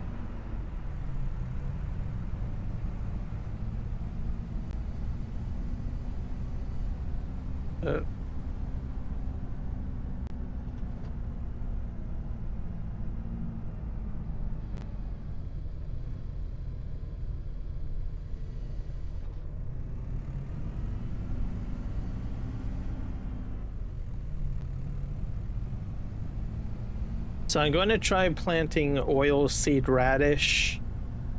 So just to let you guys know, as a fertilizer state.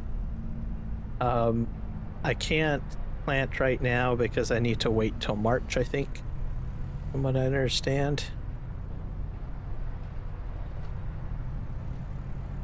So let's see if we can pick up a lot of stuff here. Yep. What do we got on board? We've got wood beams and prefab walls.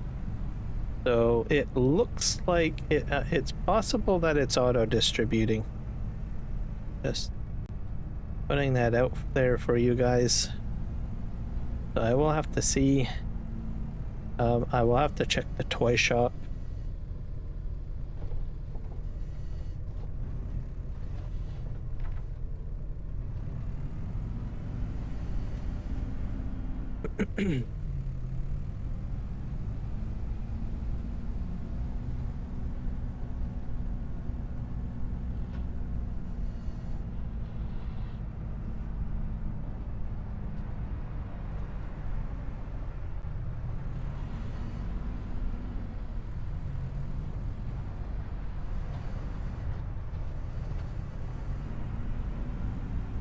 I think those last ones I will just sort of pick up. Whoa, close. I will just pick up on my own. Might be able to get all 4 if I do it right.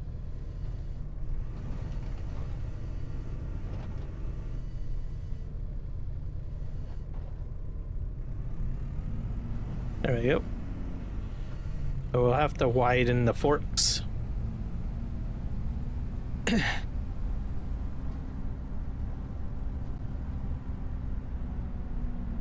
And the rest of that pile I'm just going to leave as is. I'm not going to bother moving those. We'll do that another day because I'll be back over here for sure.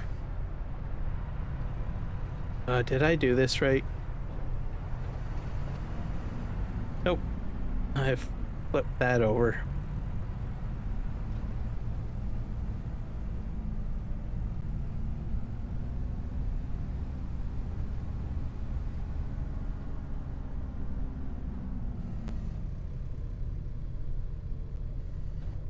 Perfect.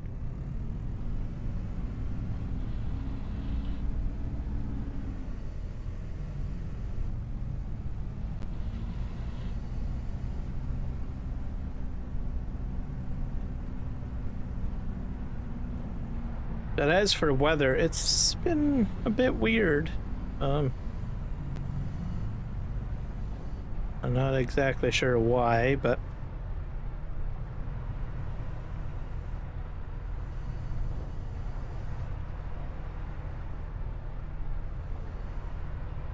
this is what we're going to do.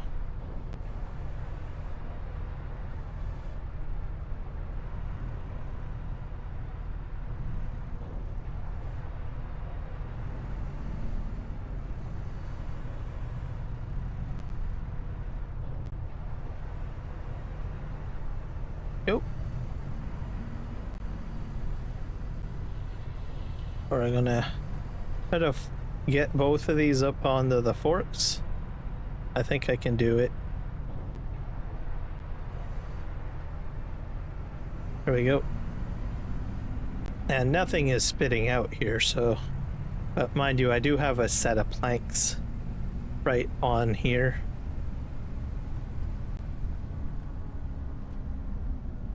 Let's just lower these down.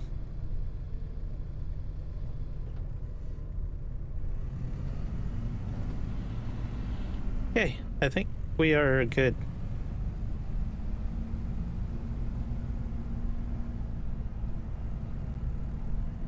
We'll just pack this up here.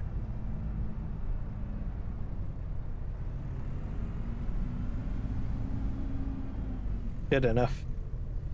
Round this out.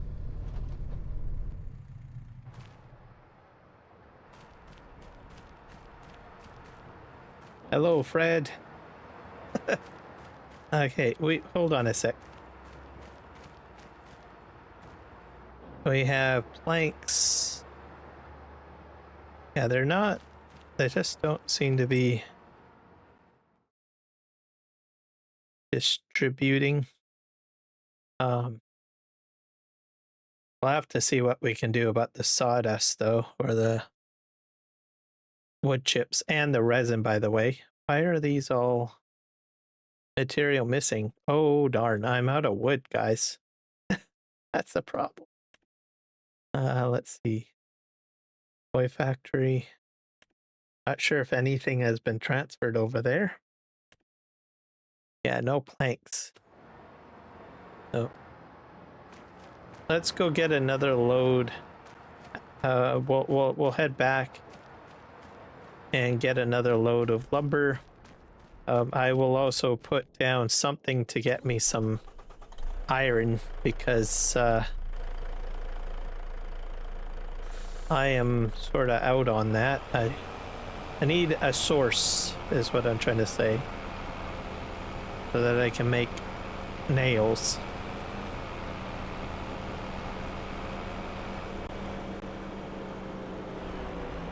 And if I do put something down, it's going to be over where I'm doing all the trees.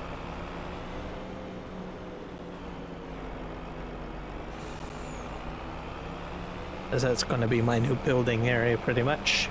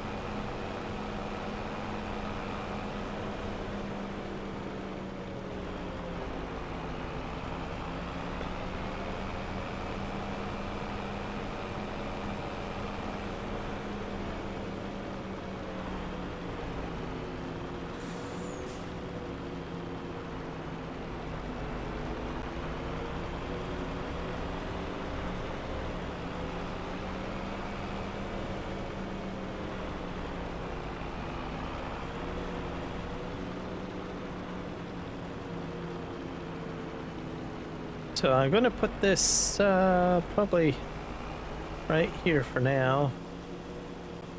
And then let's just see what we can do here. Construction.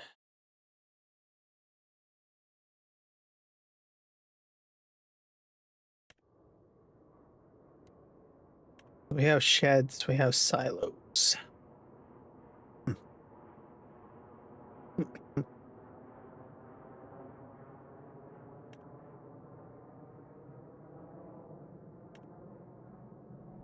Constructibles. These are farm garages.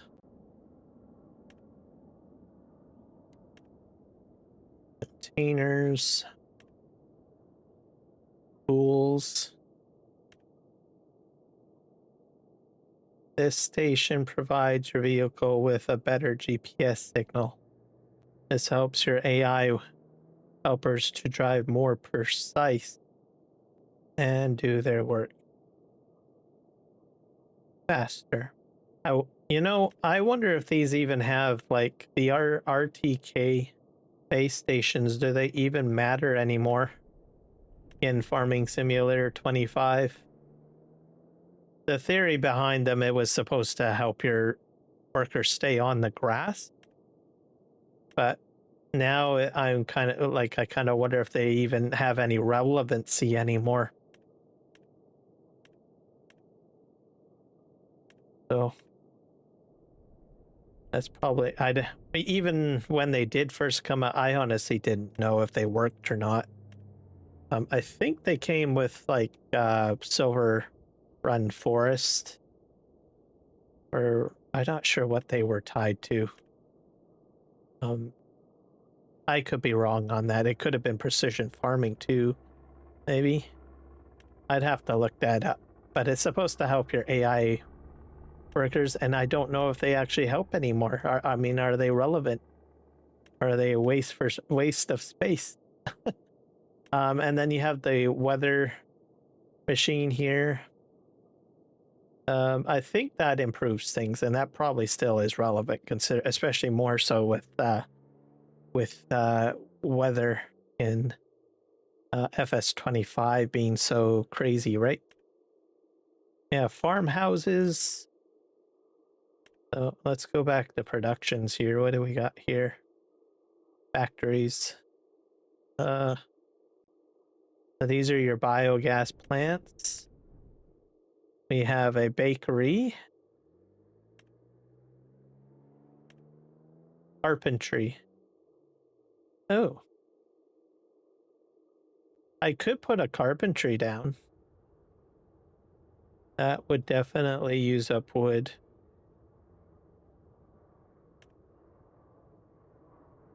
We have the cement factory. I have that down. Cereal factory, dairy, grain mill, great. Oil mill, paper factory. I have a paper factory down already. Sawmill. Sawmill. Wood miser takes goods and transforms them into different products. Already doing that. spinnery, sugar mill, tailor, debris crusher. Stones can be collected free of charge from this building. I have one of those already. Cooper. Ooh, I could do that. To make barrels and tubs and stuff like that. That might be something good. Okay.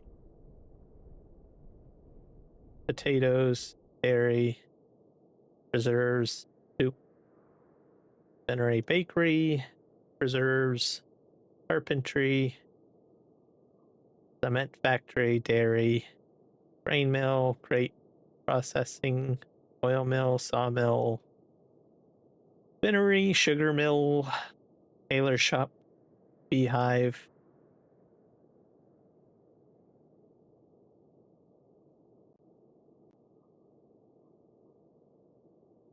This one needs wood and other products. Blacksmith,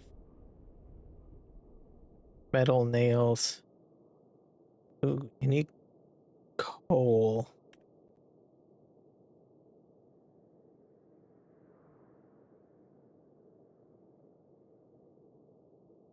Board and dairy.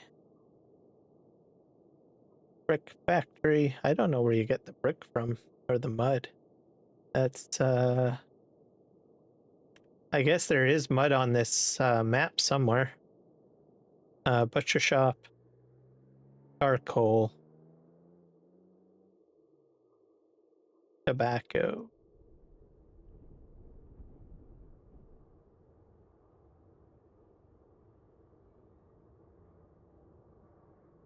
Carpentry, another one. That's a more advanced one though.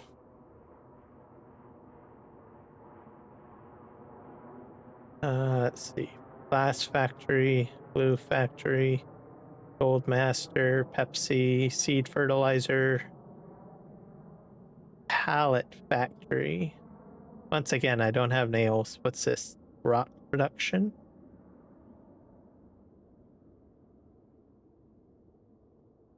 Seed maker, shell fuel, coffee, steel factory, butcher trigger add-on, gold master, candle soap, gold factory.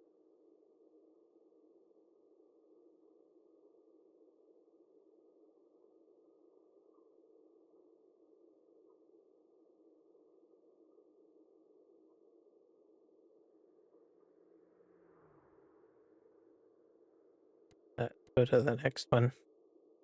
That's selling stations. Biomass heating, piano. Ooh, piano factory. I never really did that either. Probably put that down. Biomass heating. Debris crusher. Debris crusher. Small farm. You can sell your harvested produce goods. I guess if I get a bunch of excess stones, I could probably put it in there.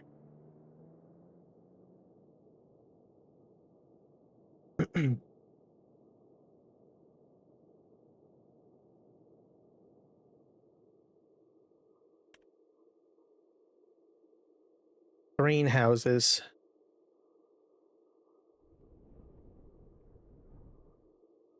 Something else I can probably go from mushroom, tobacco, herbs, coffee, orchards. Cultivation. Oh, where's the metal production? Or iron?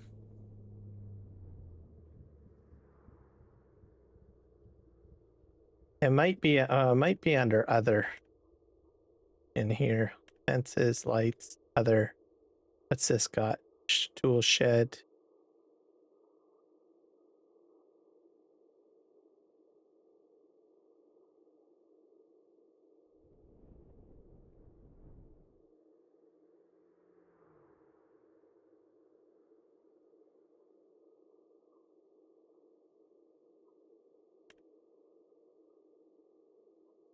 Decoration, huh?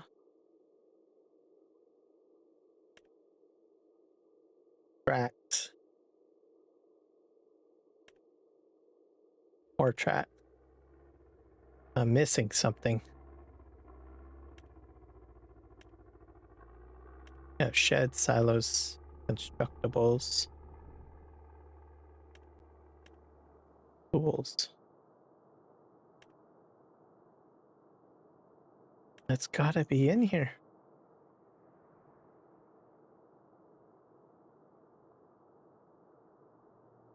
To make metal.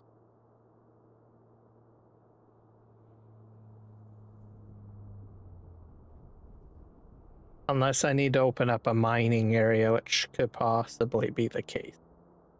But maybe it's on the map and I just haven't found it yet. That's another possibility too.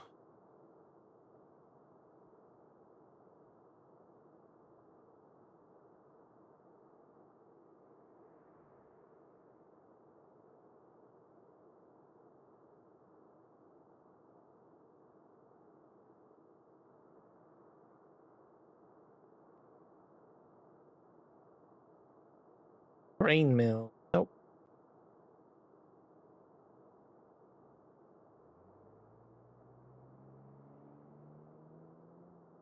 I'll have to look at the map, I think. Just see. Rock production. I don't need rock. I need iron. Iron ore.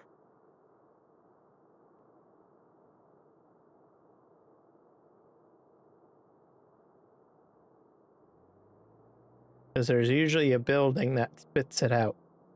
So that's saying.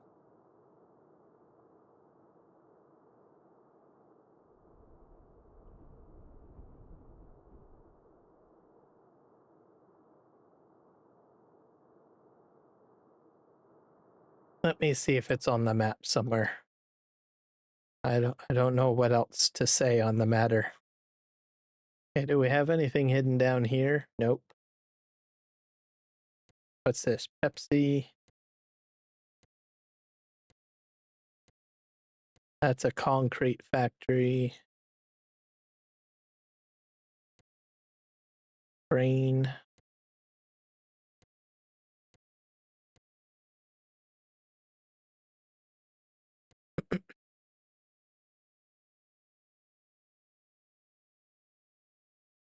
Campbell's. This is like the mining area over here. Let's just visit that.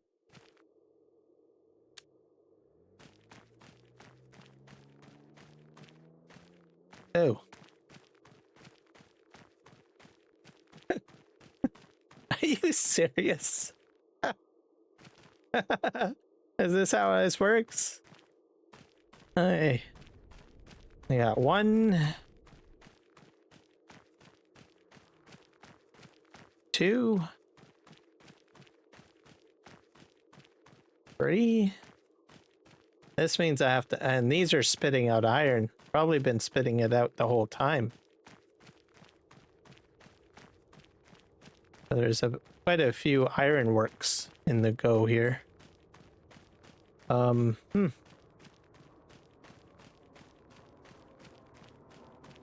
And then there's an entrance over here. But that's a long distance, guys. That's crazy. How do you get out of it though? Like, I imagine these are the entrances. Do you have to like bust through?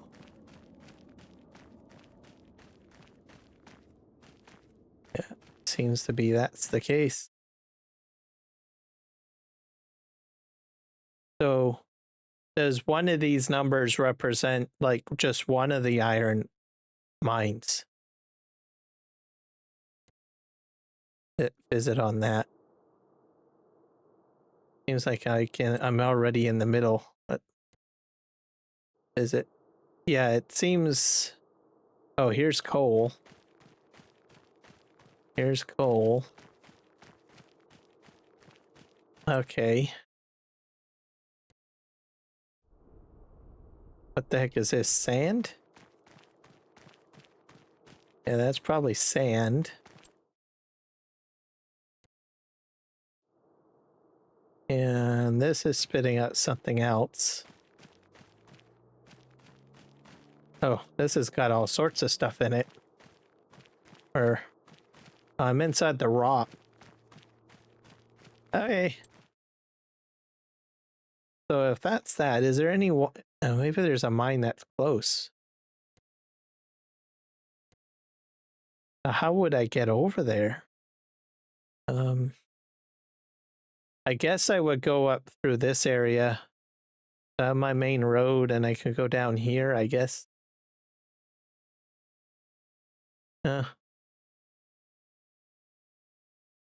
Okay, well,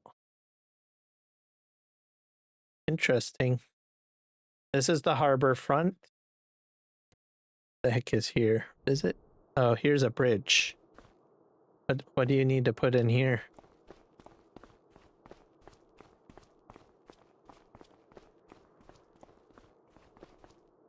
Under construction. I probably have to buy this property in order to get this constructed, I bet.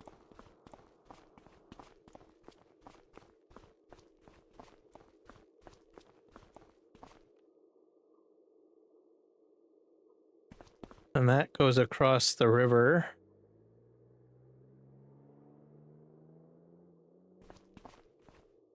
Okay, well, let's just buy this one.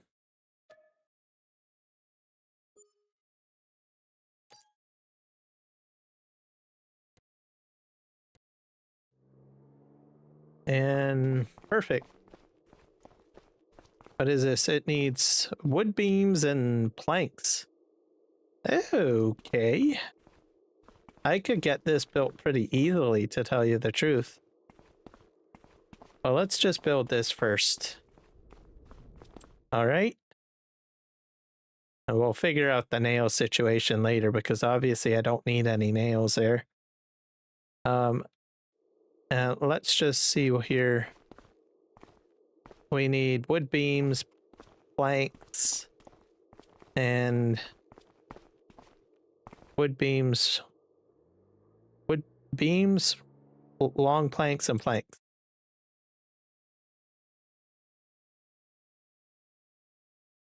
And I need about 1,000 each. We're gonna head probably back here. I have a flat deck over here.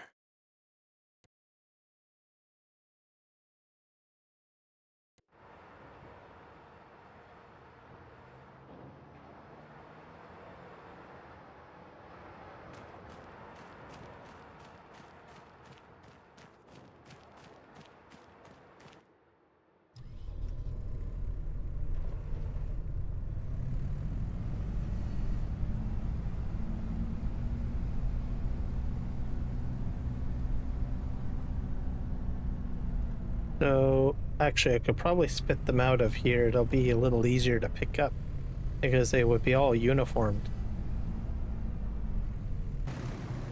Do that. So we'll need beams, planks, and long planks. How do I activate this? So planks, we'll only want one because it's about 1,000 each, right?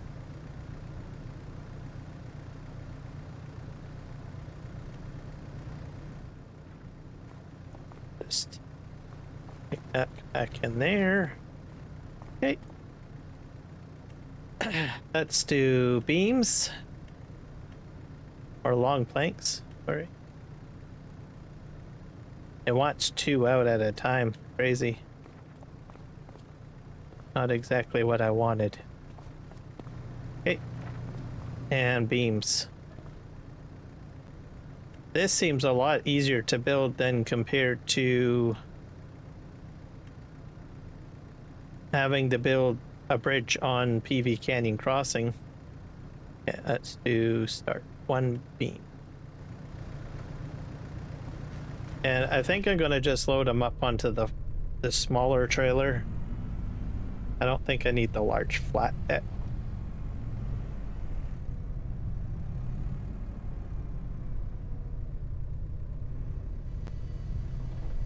Actually, you know what?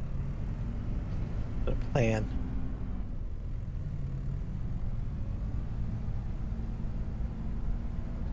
But we'll get ourselves a bridge built. At the very least, we'll have to go a bit of a distance, but it will help me out significantly because it will mean I won't have to take the ferry all the time, right? So we're gonna, and I'll probably take this along with me. Okay, can I get up, please? And then we're gonna pull this with the transport truck, is what the plan will be. So we'll just load these like right here.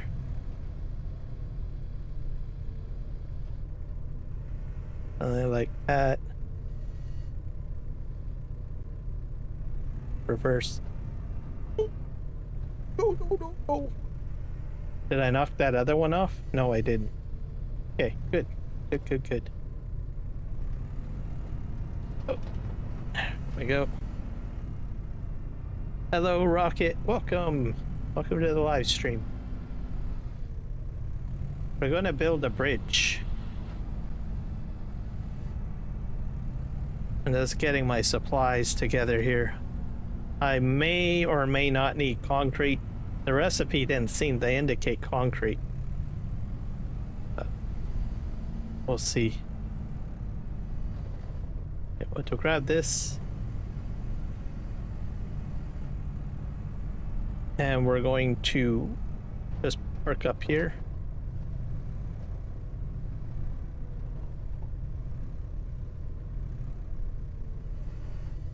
Let's just lower this down.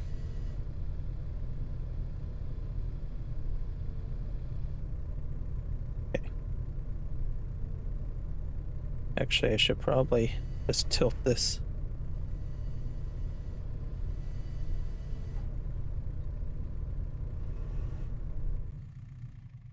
There. I have the large flat deck, but I'm going to leave it behind. It's too big. I don't need it.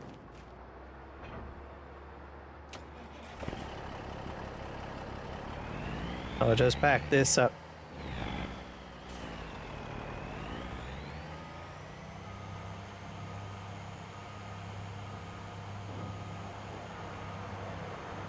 And then I found the mines, so we'll get to that later.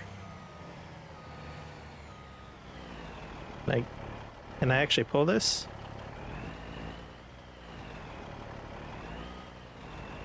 Oh. Okay, I see. I was able to hook this trailer up to it. That's the truth. Fine.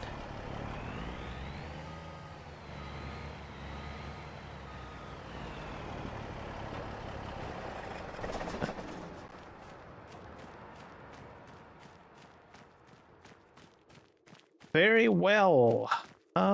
What are my other options? I can buy another vehicle, or will it hook up to the back of this? It might hook up to the back of this. Let's just give it a shot.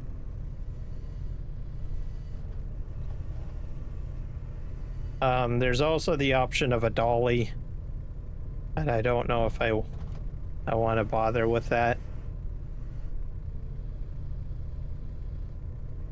Because I'm not entirely certain that this will hook up to a dolly either.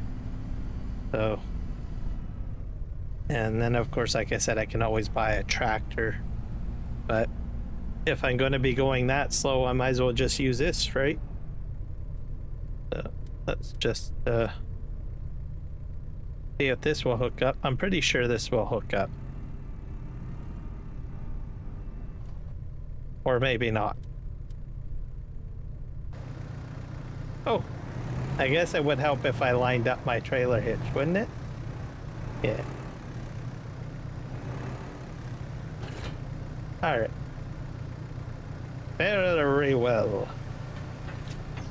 Okay, let's go, guys. Let's roll out.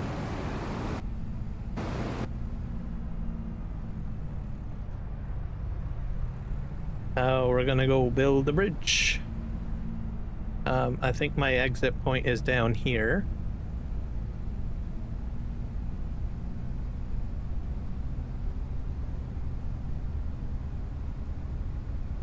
So we'll have to cross the river on the ferry. That's just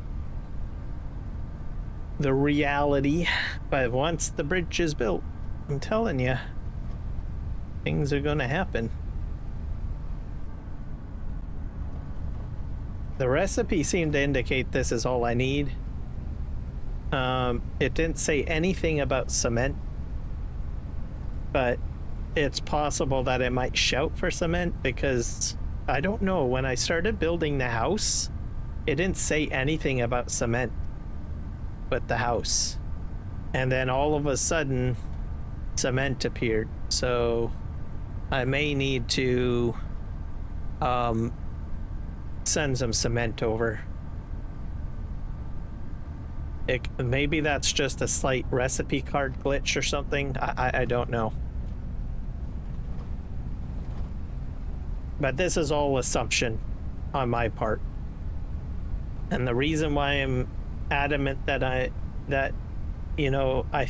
pretty sure that the house only requested for wood products is, but I don't know. Hello MGL, welcome in. I'm doing well, thanks Rocket. How are you today?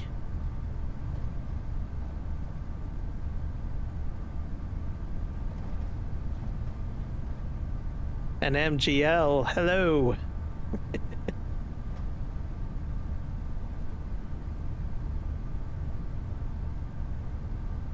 Oh yeah, I guess I should mention, if you guys are just jumping in, remember to hit the like button.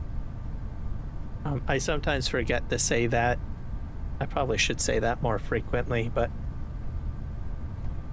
sometimes I get too focused on conversation or whatever the heck I'm doing in the game.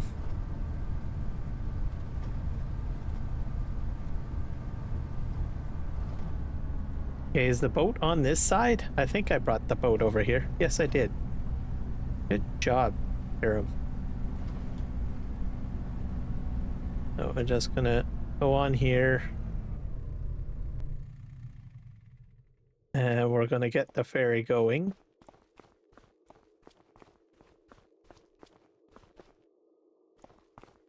No! Oh, I thought it was... Oh dear, don't leave without me.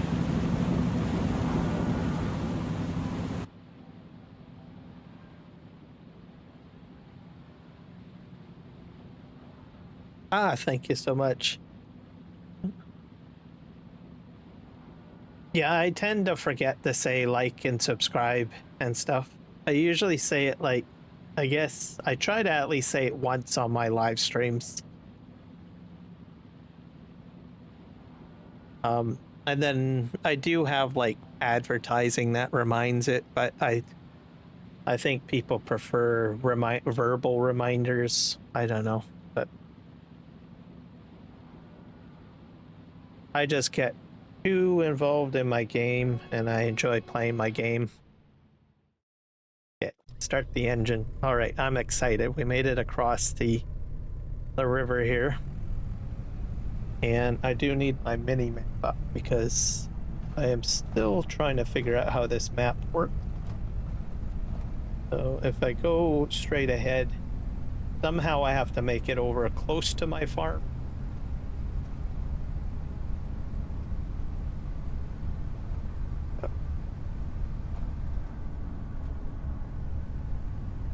So I play a lot of farm sim in case people want to know.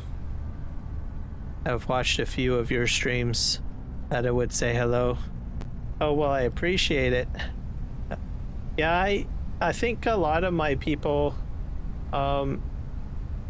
generally lurk, and I'm okay with that. I'm a huge lurker myself, so I usually lurk a lot of other streams. And I completely understand.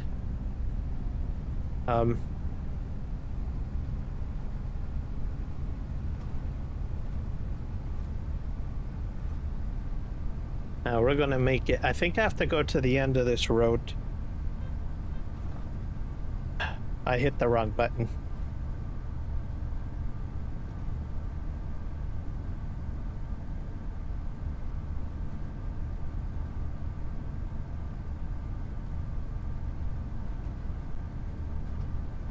Better animal mods. Okay. Can you share some information? Because if you don't mind typing some of the, you don't have to like write everything. Just what is it on the mods that make them better? Because I'm doing catch up. I just sort of got back into gameplay. I'm kind of catching up. I know precision farming is just hit, so I'm all good there. But I'm not aware of this better animals mod deal. That's new to me. I did not know they had such a mod.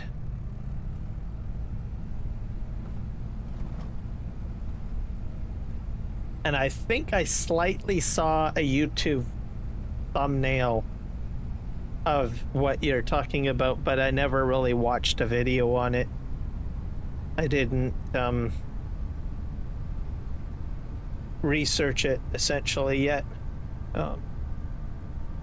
But I recall seeing something about it, but I have no clue what is involved with it or what it's all about. Obviously it's about animals, but what makes it better, I don't know. Each animal, it will be an individual. Yeah, that sounds interesting. Is it like horses? Because you can, like, horses for the longest while, you could, like, get on the horse, ride it around, and I think you could name it Fluffy or whatever you wanted to name it. Is it like that, or is it more involved than that? Because now I'm kind of intrigued. Okay, we're almost approaching the bridge. Somewhere down here.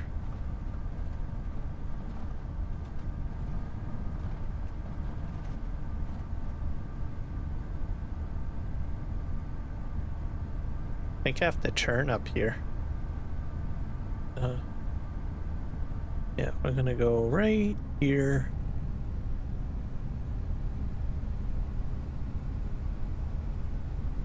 So if the animals are individual, that means they're their own avatar. Do they have their own, maybe, does it mean that they have their own stats or something like that? Sort of down the lines of health, weight, market value, so much more. Okay. So it, And then do you have to manage those? Like the health and the weight and the market value individually? See if I can. Have to lower that down. Oh, that's the wrong button. Okay.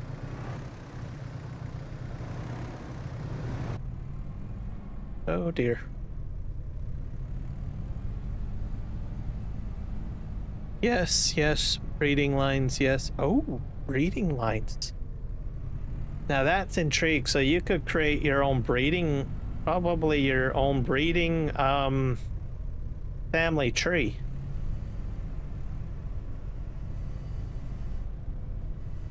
That's interesting. There is one game that I had played that involves like animal breeding, which is Ark Survival Evolved. And you had to sort of make a better animal by matching other better animals together. Now I'm intrigued. And then probably makes it worth more. Mr. Sealy P did a mod review. Okay. So I will... When did he do that video? Was it just today or this week? And then I will try to find it and make a point to watch it, because that seems to be intriguing to me.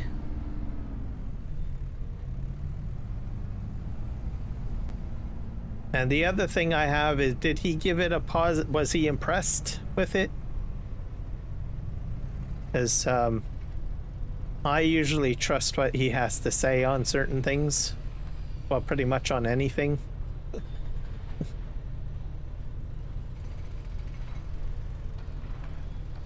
Okay, let's just get this up out of here. Oops.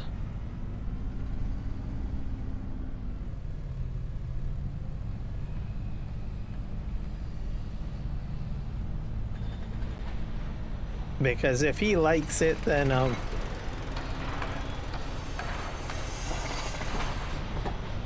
it's definitely going to be something that I will probably enjoy. I like new dynamics and new gameplay systems.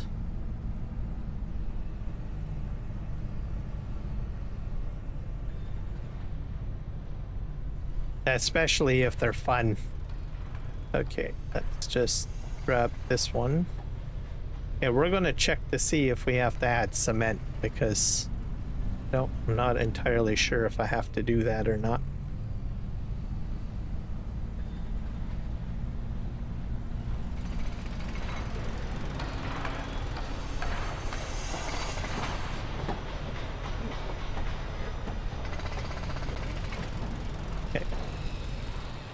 Because it didn't say anything about cement, but so we have the planks in there.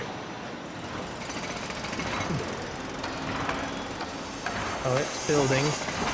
I have a feeling it might ask for cement later. But it's going to build a bridge across the road here, or the way. And I don't know what this is. That's a solar panel.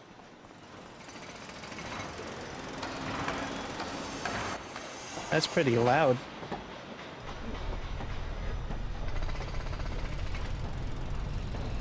But if you end up breeding, it'll be interesting to see how you can increase the value of your animals. I think that is like a great way of doing things. Okay, let's reverse this up here. Oh, too far. Let's telescope this. Oh dear, what's going on now?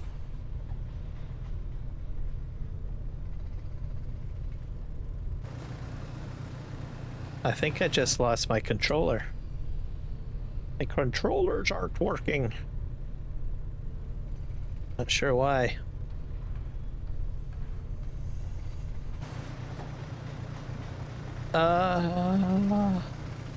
I put a link in chat. You can, I think. Oh boy. Oh, hello Greg. Welcome. Thank you for subscribing. I wonder if you can you? Is it working? Are you able to post in chat? I don't know.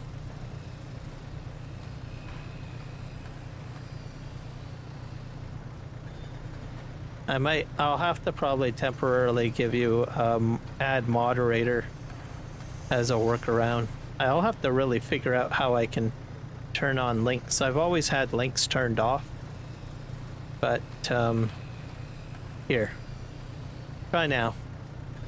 I'll make you a moderator temporarily. Add.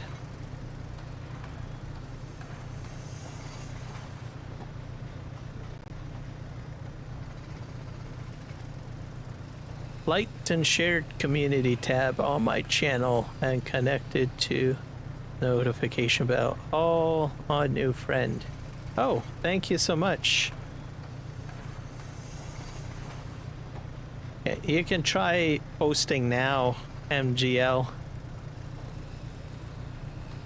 See if you can post. There you go. Cool. And I'll just move that. There we go. That should do it. I'll have to look up how to turn on. Oh, it's Scroft. Crikey.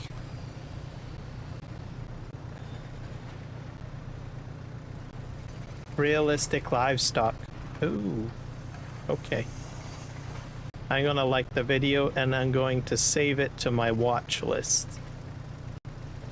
I will probably make it my first video to watch tomorrow. And then I will have to see if I can add that into my gameplay. Let me, oh, I got a message thing up here. Let's scrap that down. There we go.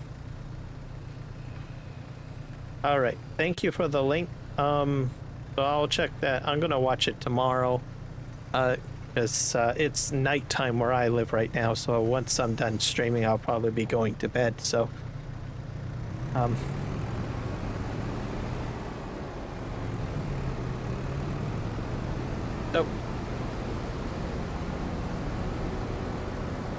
I'll have to subscribe to your channel, Greg.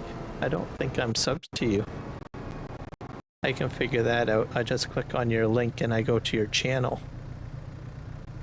So let me go ahead to your channel. Oh yeah, you do farming simulator videos too. Cool.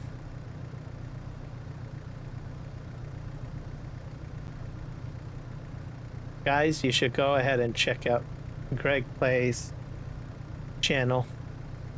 He does, and check it out because he does also farming simulator videos as well. Here's the link. Greg Play.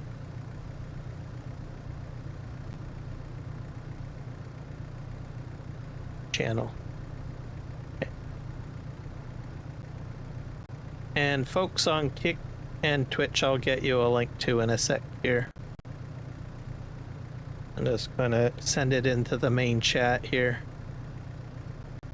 And then spam it out on the other chat for everybody.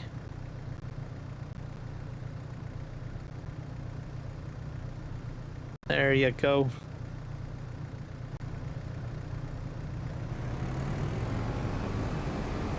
That's cool. I'm in Australia, so late afternoon here. Oh, right on. Another Australian. Sweet. I've been trying to get like more Southern Hemisphere folk on my channel.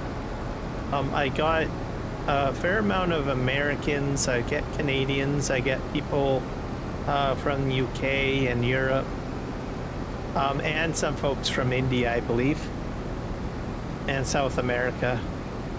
But I haven't gotten a lot of folk from this Southern Hemisphere. I'm slowly growing though, so just wanted to say that. So I'm not like I'm desperate for Southern Hemisphere folk. Think that, but I like growing my community. Oh, you're from the US? Right on. You are one of my southern neighbors. I'm up in Canada, by the way. Hence the maple leaf. Yeah, I think I did a number on my joysticks, folks. I think my USB ports probably went and barfed on me. That's just too bad. Oh well. Not sure why they barfed, but it happens. Okay, let me look at my map here. So we need to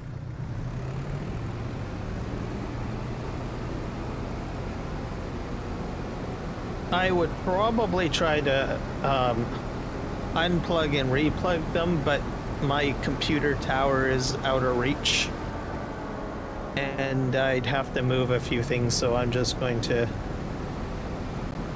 do this with mouse and keyboard now, which is fine.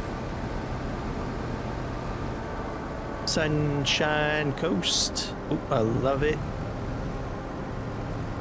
It's for me 2:25 a.m. It's only 11:30 p.m. for me. Oh, in the morning. Oh. Yeah, I guess that would be true. Would be morning. I'm still on Thursday at the moment. Slowly creeping.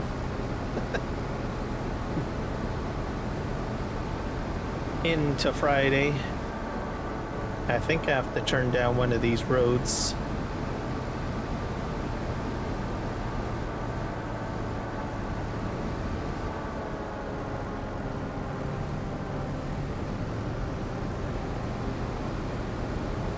Oh, good. Yep, Johnny H is one of my regular folks. He pops in and says hello. I think he's been with me for quite some time, to tell you the truth. Let's see. Also, Rocket Scientist is from Australia as well. So, like I said, I do have some Aussies in here, and then I have like a few New Zealanders that pop in too, like Kiwi, RXZ Gaming, and probably a few others of that do jump in. I like the variety. Oh, you know what? I need to go get some products over here, guys. Is my house almost done building?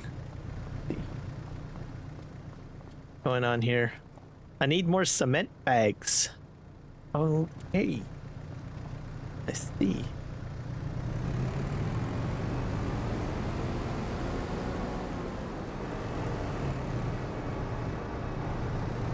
Okay, do I have a cement bag here?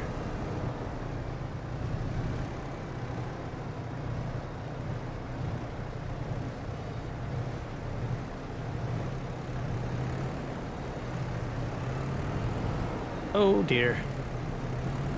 Okay.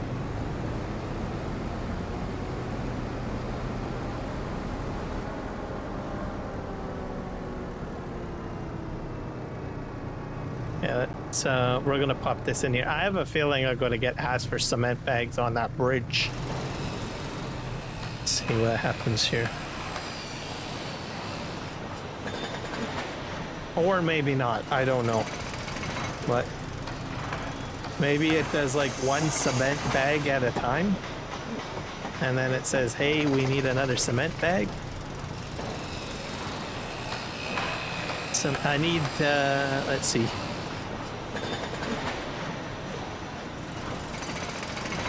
Required material. I need at least probably a few more cement bags. So it's 1,000 liters per cement bag. All right.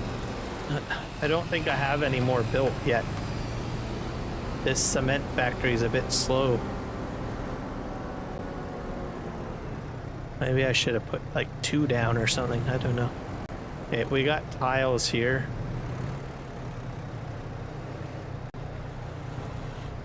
Oh, we're just gonna take this off of the...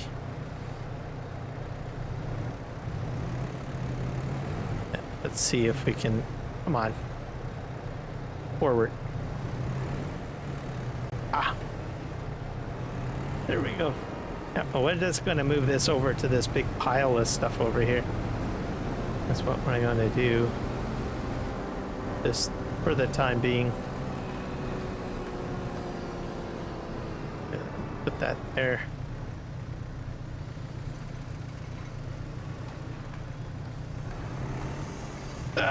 No. No, no, no, no. Okay. Forward. Just nudge that there. Good enough.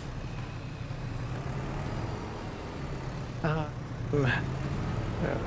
just going to rehook this up, and then we're going to need to check our conveyor belt, because I have a feeling... There we go.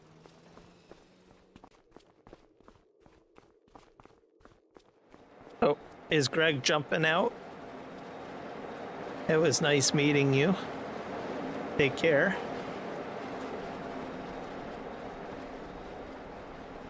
Okay, this is my setups. So look at that. That's just crazy. That's all stone in there. Okay. Or if I have to.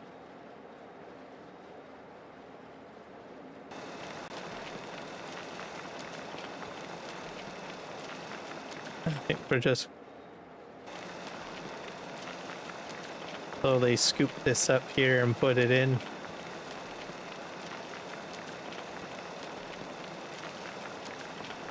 I'm amazed at how much material comes out of this factory. Didn't expect that.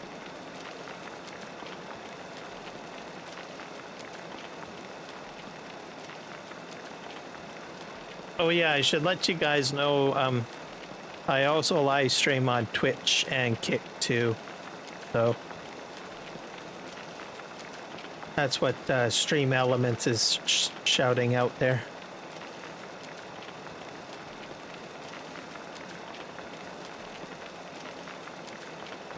So if you guys are on there but not watching YouTube, you can still see me go live because I go live on all three of the platforms at the same time.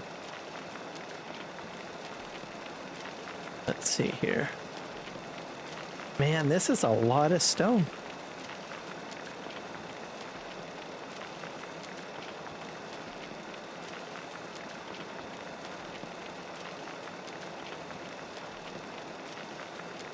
So I imagine I will need at least about 6 more bags of cement to put in the house alone.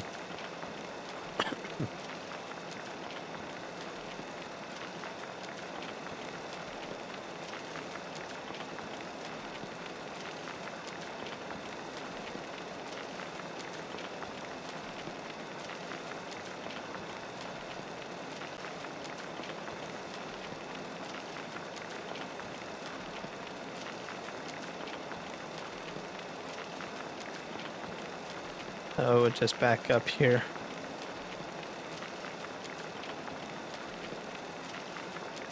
But I'm thinking on that animal mod, and just, well, even though I'm just doing this, I was thinking, man, if I make different breeds, that would be phenomenal. Or have a long time lineage of like prized pigs or prized, let me think, horses. Well, not really horses. I think horses usually are always the focus of that, but I mean like prized cows, which make the best milk.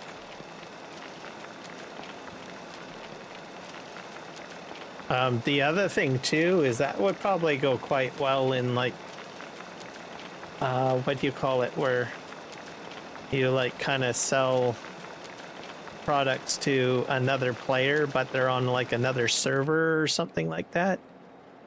That's something I never really got to try out yet, but I know about that community, that you can like send stuff from like server A to server B, and you have like some sort of online like internet market for products.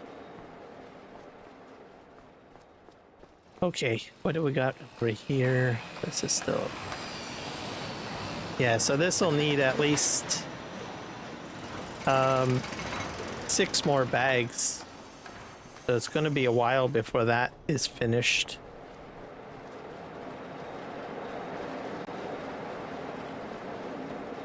What else are we going to need? I do need to move some more lumber, but I don't know if I can do that because my controller's barfed. Let's just see if I can. Oh. Hello. Controllers are working now. It just went barf on that one on the telehandler. That's weird, eh? Has anyone ever experienced that where, you know, one piece of equipment just stops working? Yeah, see, this isn't... Maybe... Yeah, I can't get the joysticks to operate. Oh, wait. Something's going on now. I have some movement. Not a lot, though. I don't know what happened. Like, I can twist and shout here, but that's about it. Oh well. but I do have to take this back to across the ferry. So we will do that. And I'm not sure if my crane will work, to tell you the truth.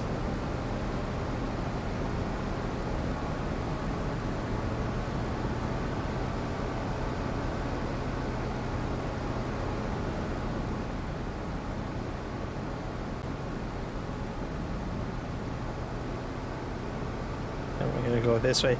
I also have precision farming started on this, guys. So unfortunately, I'm like in the winter.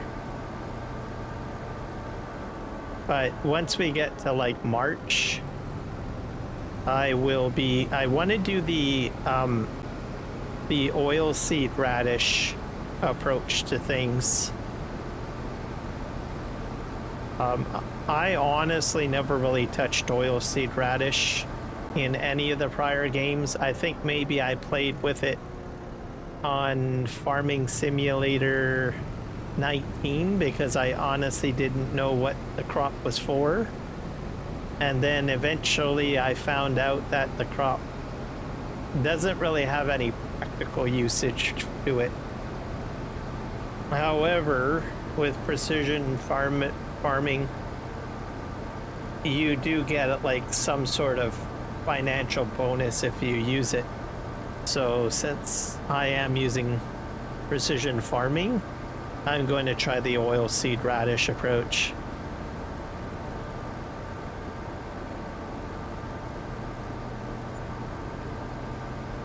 So, and I did watch 2 videos today. I watched the Farm Sim Guys video, which covered quite a few things, and then I watched Disturbed Simulations video.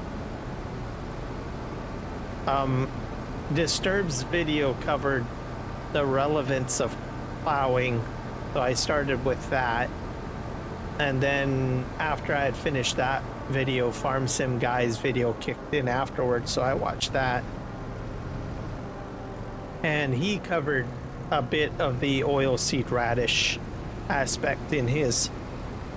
So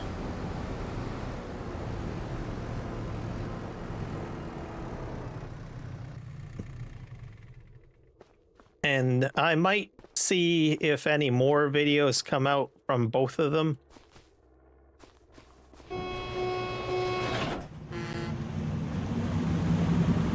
And I think DJ Goham had said Farmer Cop made some videos, so I might jump to that channel to see exactly. Oops, oh my gosh. I left that down. My bad. Shame on me. It's,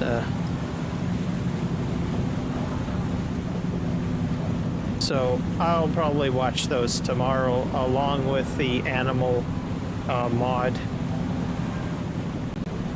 What do you guys think of precision farming? I think it's probably my most favorite mod.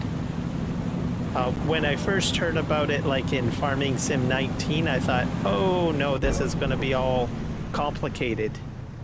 But eventually, after watching a few videos during the days of Farming Simulator 19, I noticed that it actually saves you a lot of work and saves you a lot of money. And once you get into the routine of using it, it actually is far easier. You agree? Yeah. And I'm glad that it's back. Every time that there's a new version of the game, Giants always says like it's not released with it, right? And it's up to John Deere I think it's John Deere. It's up to them to partner up with Giants for each game. So I think it keeps all of us farmers like on the edge of our seats, wondering whether or not we're going to get it again, or something that is very similar, because it's such a popular mod, or convenient mod, really.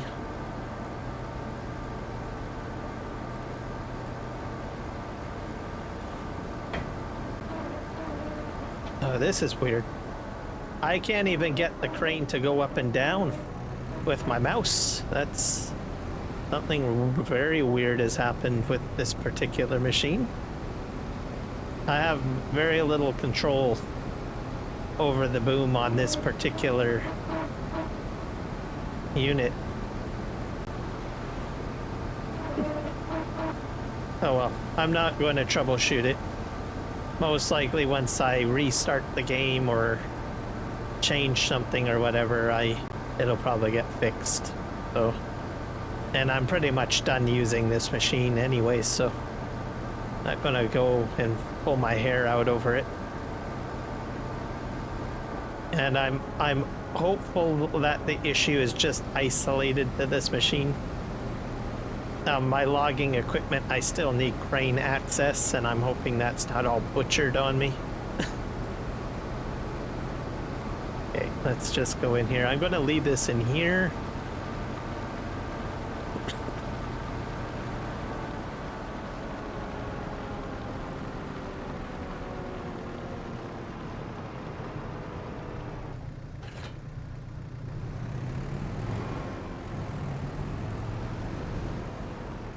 Yeah, let's just pack this up. This is where we're going to just park this cab here. My forklift. Okay, let's see. Okay, this is this machine. Oh, perfect.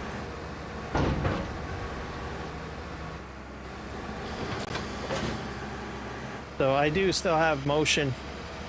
So it's something with that one with the telehandler. I don't know what it is, but oh well. I'm done using that machine. I imagine after the game restarts or something, I'll be good to go. It's this machine too. I also need crane functionality. Okay. Because I like playing with joysticks.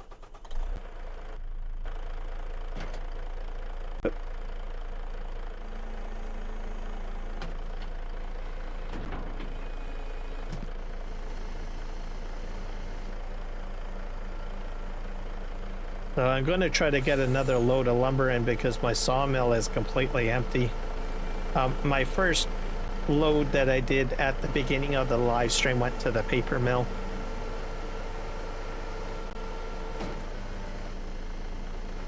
Okay, hopefully I can get that. Here we go.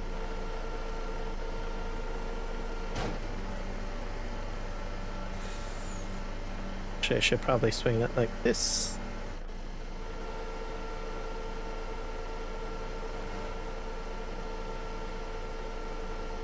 And I'm going to have to empty out sawdust at some point. Sawdust is filling up fairly quickly. I might see if there's like a sawdust silo. That's something that I'll look at probably next game. I still have like 2/3 of the storage still available to me. So I'm not like overly concerned, but if I don't, if it gets to if it gets filled to capacity, it's going to stop my production. So then I'll have to empty it out. So.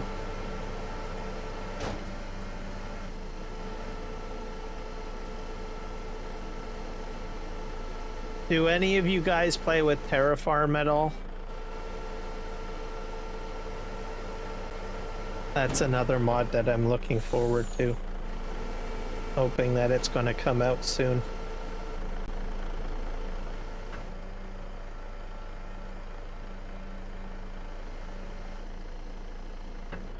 I went like Terraform crazy in Farming Sim 22. Especially on the PV maps. And I want to put it on this map. Well, once it gets made for 25.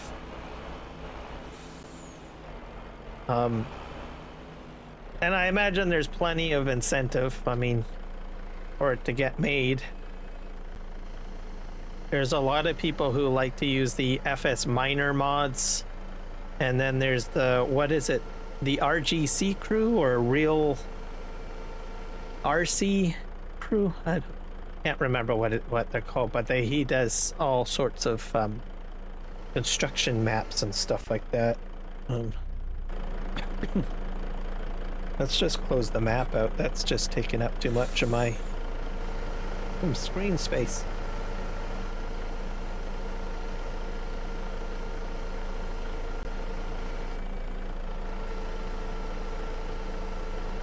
Ooh, this is so heavy. I'm leaning slightly. Yeah, I was leaning, guys.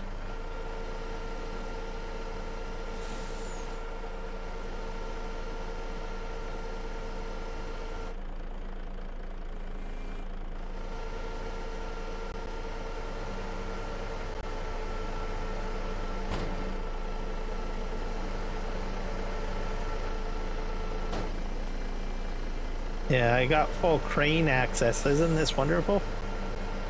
Yep. I don't know what happened with the telehandler. Just like scratching my head on that one.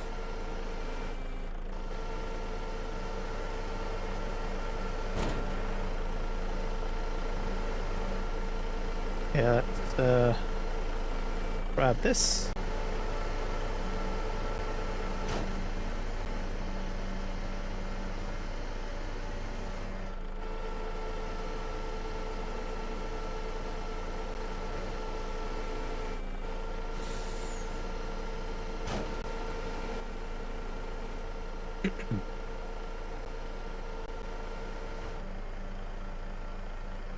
And logging, I think, is by far my favorite.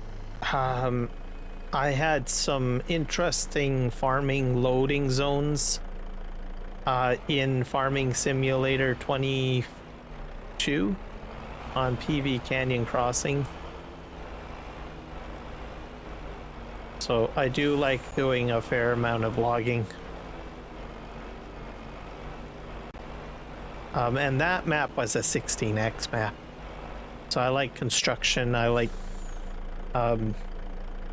productions, and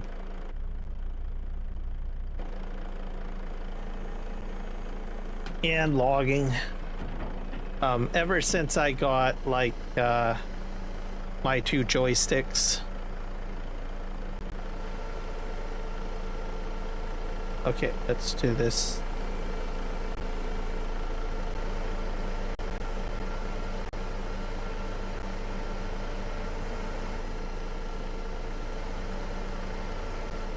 I dabbled with like a bit of Maze Plus in Farming Simulator 22. I'm not sure if I'm going to do the same in 25, but as I always say never, so I'm not going to say never.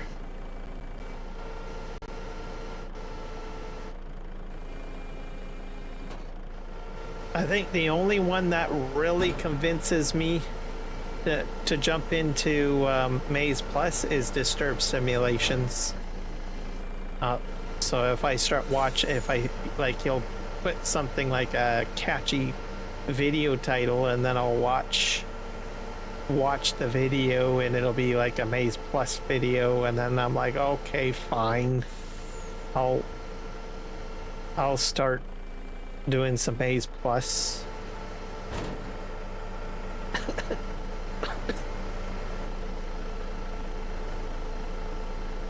Yeah, let's grab this.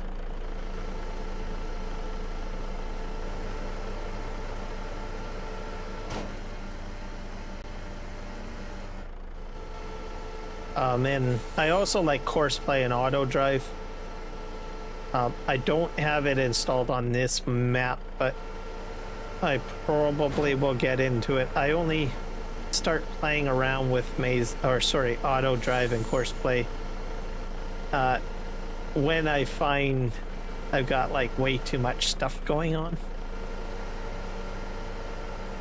But usually when I start a map, like right now I'm in the starting phases of this map. I just essentially just do things manually. And this one's a 4X map, so I may not use too much auto drive for all I know. Okay, let's see.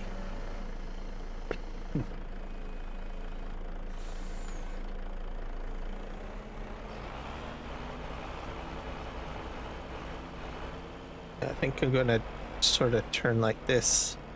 I can probably fit like one more load on the back trailer, or half of this will go. All right.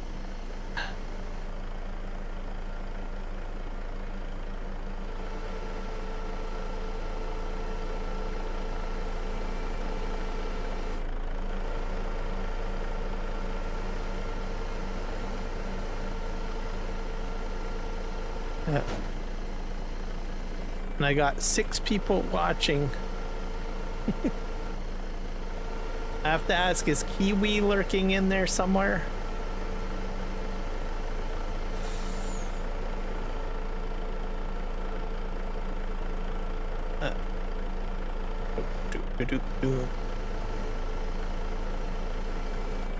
Oh, I gotta fix this one log, move it forward.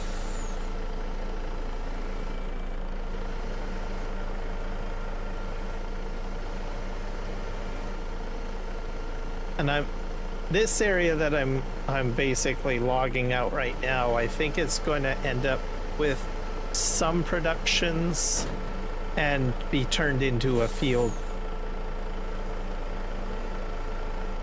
In case anyone's wondering what I'm going to do with this area. I'm definitely going to have a bit of a field probably.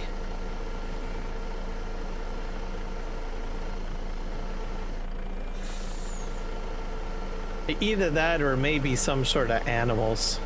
So this sort of depends on my thought process. I will need to do something have to do something with regards to metal.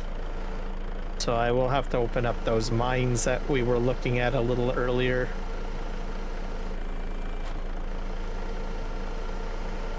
Okay, that's good. Let's try to forward again.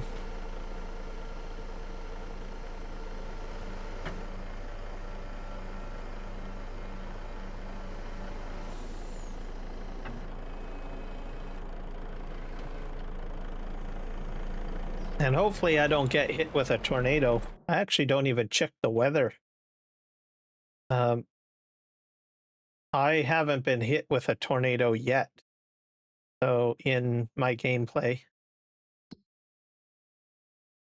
So we're in the winter right now. So I think I'm fairly safe. Well, am I actually on the right page for the weather? I don't think so.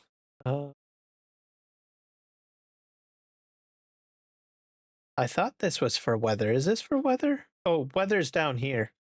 Here we go. It's at the bottom. So yeah, it looks like I'm pretty clean for weather here. It's just going to be like snow and rain. I wonder if I have weather turned on. I should probably check that, shouldn't I? Seasonal growth. Yes. 1 day. Fixed visuals. Snow on. Crop destruction is on. Periodic plowing required.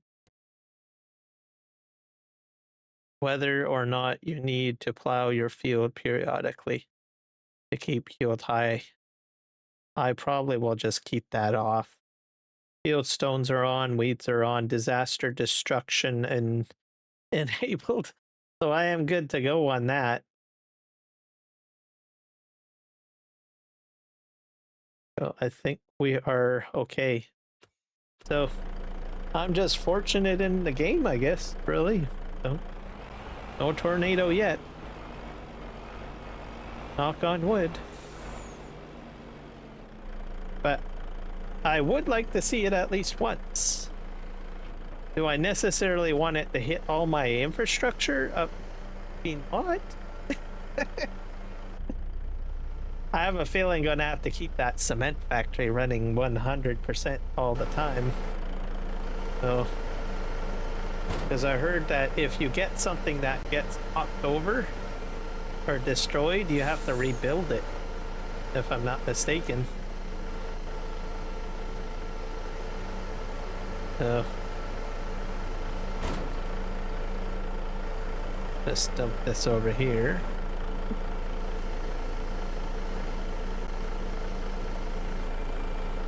Because that will be just crazy.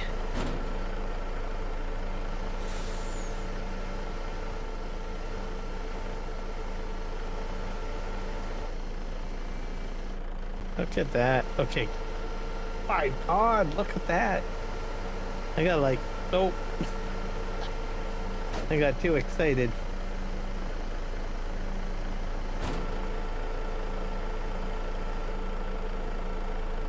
Oh. I'm gonna have to twirl this way.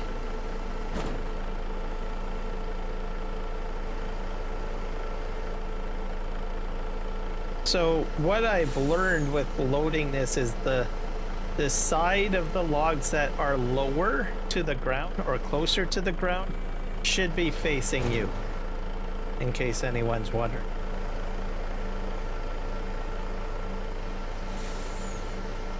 So if the side of the logs are like, how do you say it, lower and further away from you, then you need to spin them.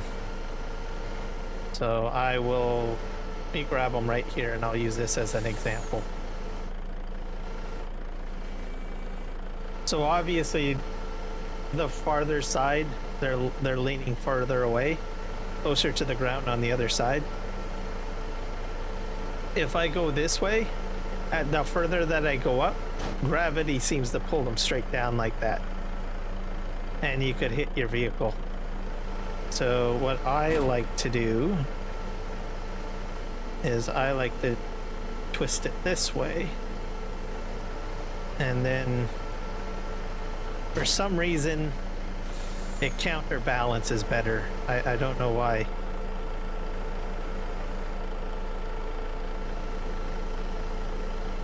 Just sort of a pro tip in case anyone's wondering.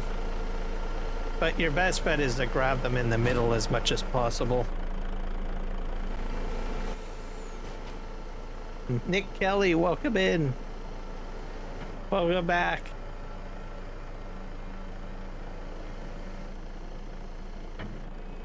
I'm just giving a lesson on logging here.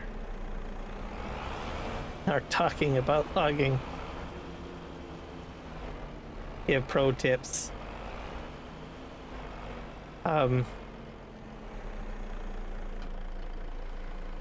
You're welcome. Also, it's crane functionality. I think crane functionality is what frustrates people the most in logging.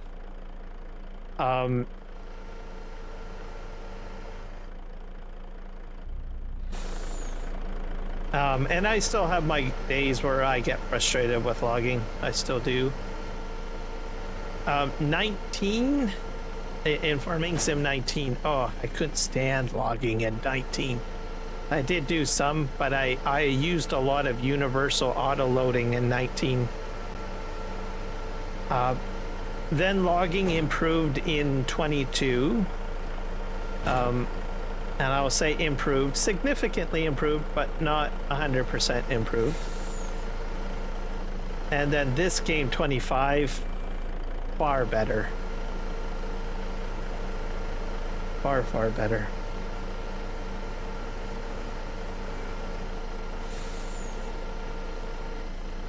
But I do recognize it's not everybody's cup of tea.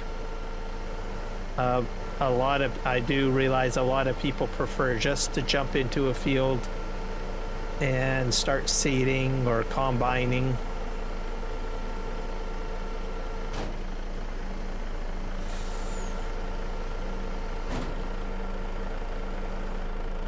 Or mowing. I do enjoy mowing. Mowing's fun. Let's do this. Oh, I messed that up. That's an easy fix. I'll have to lift this straight up because it's jabbed between the forks.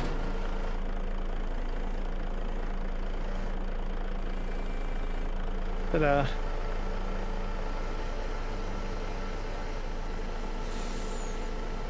Actually, what we're going to do, move this one.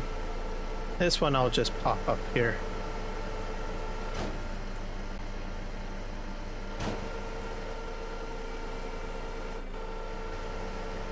There we go.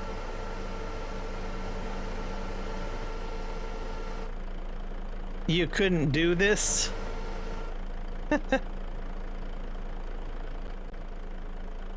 Nope, Rocket, you have to BRB. Fair enough.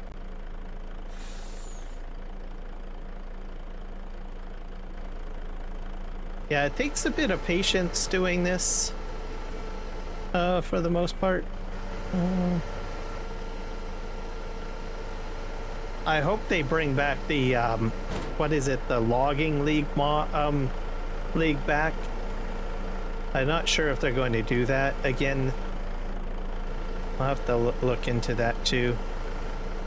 There are some people that are really good at in-game logging. I mean, especially in the competition, like as a competition. Yeah.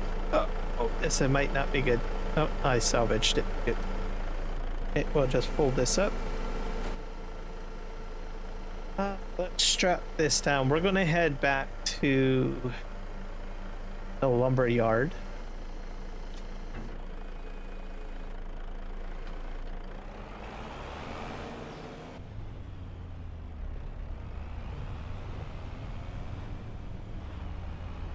Go up here.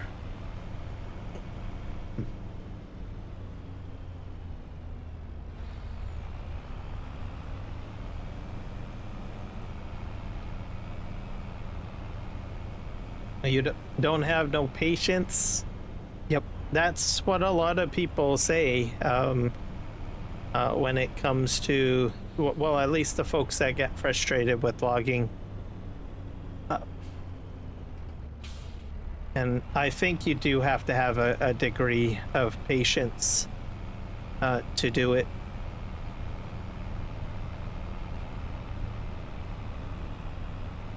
Oh, this is Murder Hill. It's so steep, slows you down.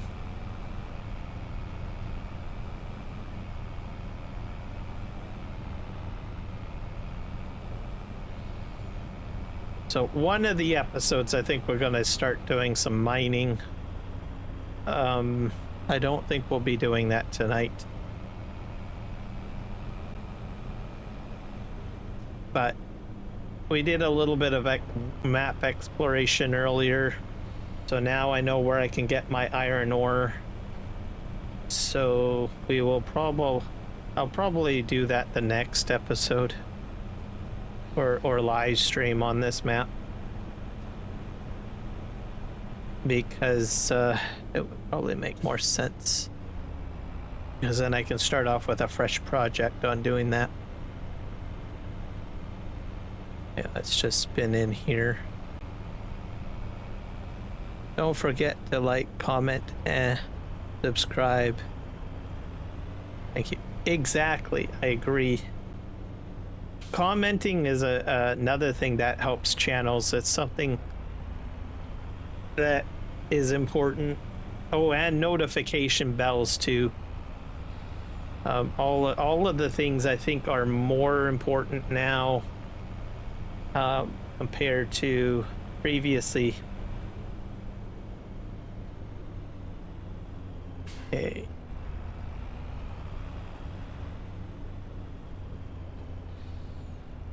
Especially if it's a channel that you like watching a lot. Because I watch a lot of YouTube.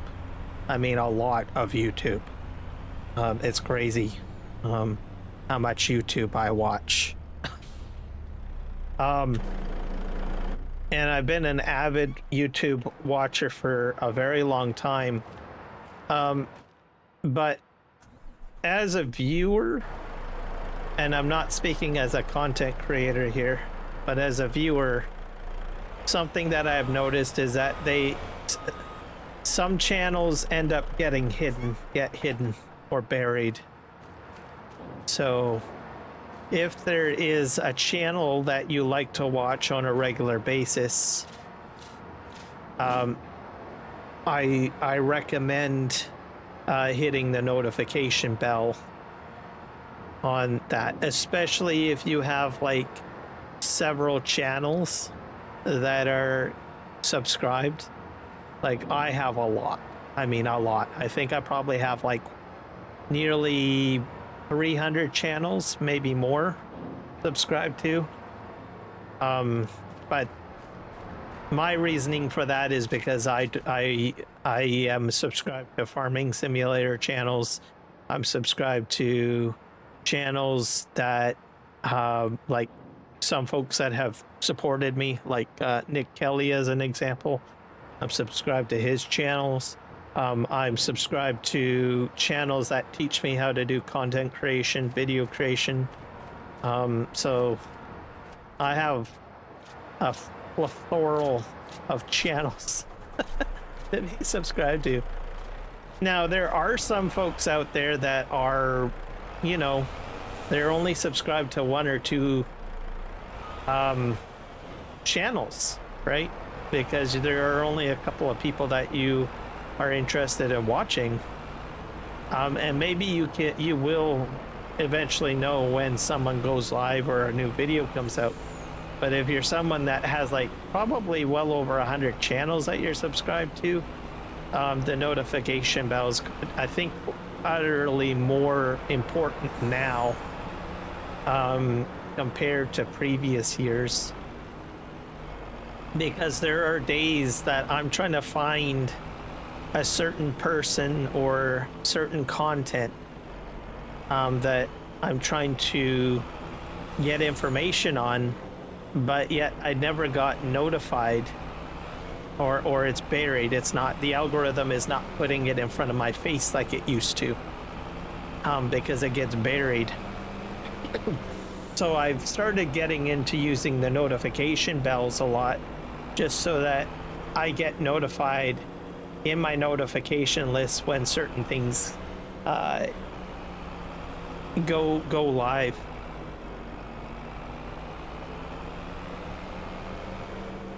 All right, we'll see you later, MGL. Thanks for stopping in. And also for sharing that video with me, by the way. I'm going to be checking it out tomorrow. In the morning. And we'll see what all the animal business is about.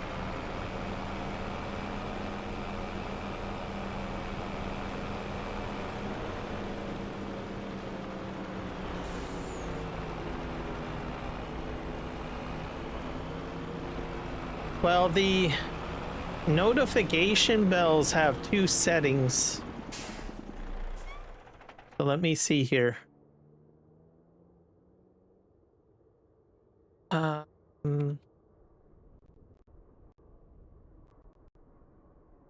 me see. I'm just going to mute that. Where is the notification bell?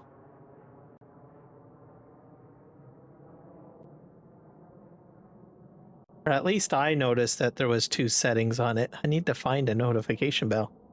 This channel doesn't have. Where's Oh, I probably got to go back to the main page.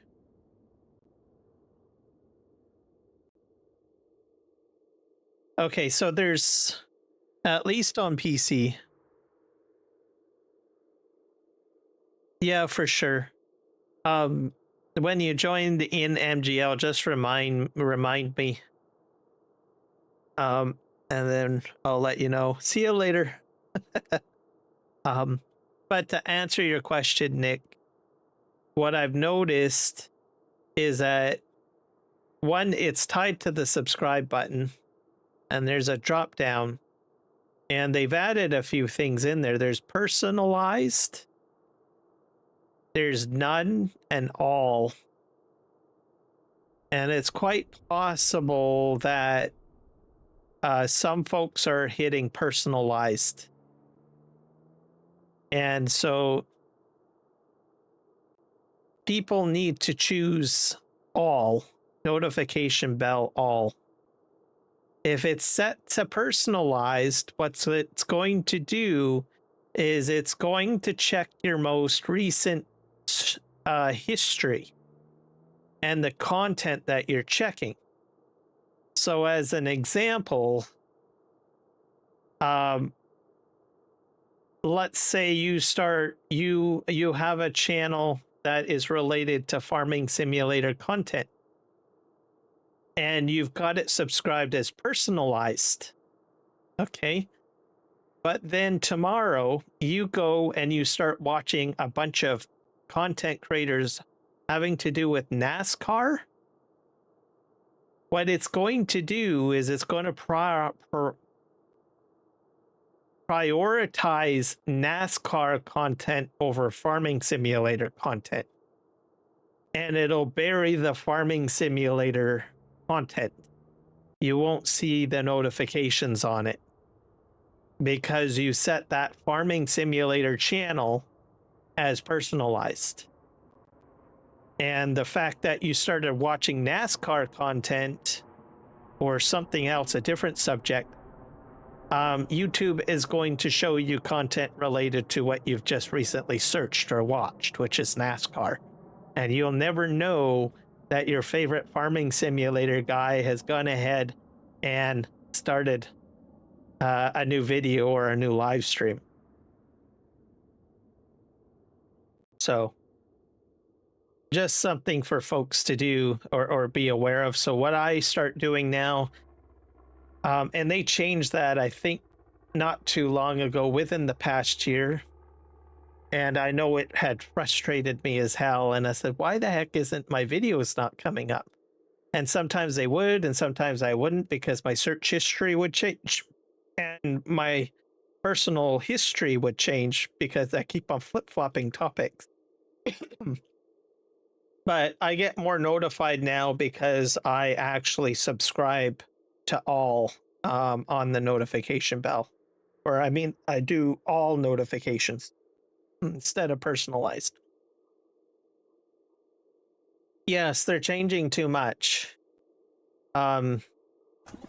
The other problem is they're not really doing a great job at telling people what is getting changed. So, and I'm not just saying that content creators need to know this. They're not telling the users, hey, by the way, you know, this notification bell works differently now. Please do this, this, and this instead, right? And I think that's where they're really failing their user base. I think what they need to do is, you know, put a tooltip. You know, if a new feature comes in on desktop or what have you, they should have like a little note, like a update section that has a small sentence saying, hey, new information or new process or new this, just to get people more aware.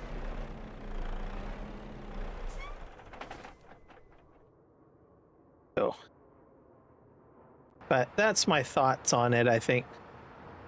And I think that's why people are confused. And I will admit, I mean, I use YouTube so much for all sorts of things, and I create content on YouTube, and even I'm baffled, or was baffled until I noticed the little bell. It's like nobody told me. I had to literally click the little bell to figure out that there was a new option on there. I was like, oh, okay. There used to be a time I didn't even have to hit the notification bell. I used to just be up to date on everything, right? But they changed something. Actually, a lot of things. Too many things. It's too crazy, I'm telling you. Oh. All right. See here. But yeah, so that might help folks that are a little bit confused. So make sure you hit the little notification bell and choose all, I guess. Especially if you're trying to, you know, keep up to date on certain people's video content.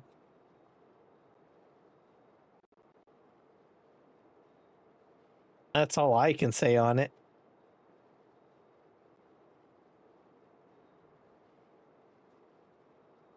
But even it's more complicated, I think, for like content creators because there is a lot of features that are coming out in beta. Like there's certain content creators that have access to certain things, and some content creators don't have access to things because they're running beta tests and stuff. Some parts of the world they have some content creators have certain things, and some viewers have certain things. It's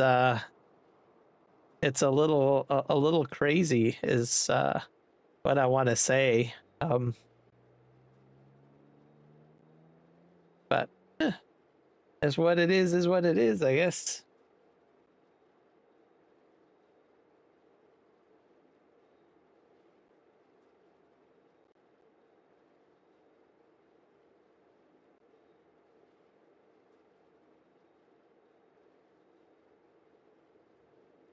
Okay, well, what time is it? It's 12:18.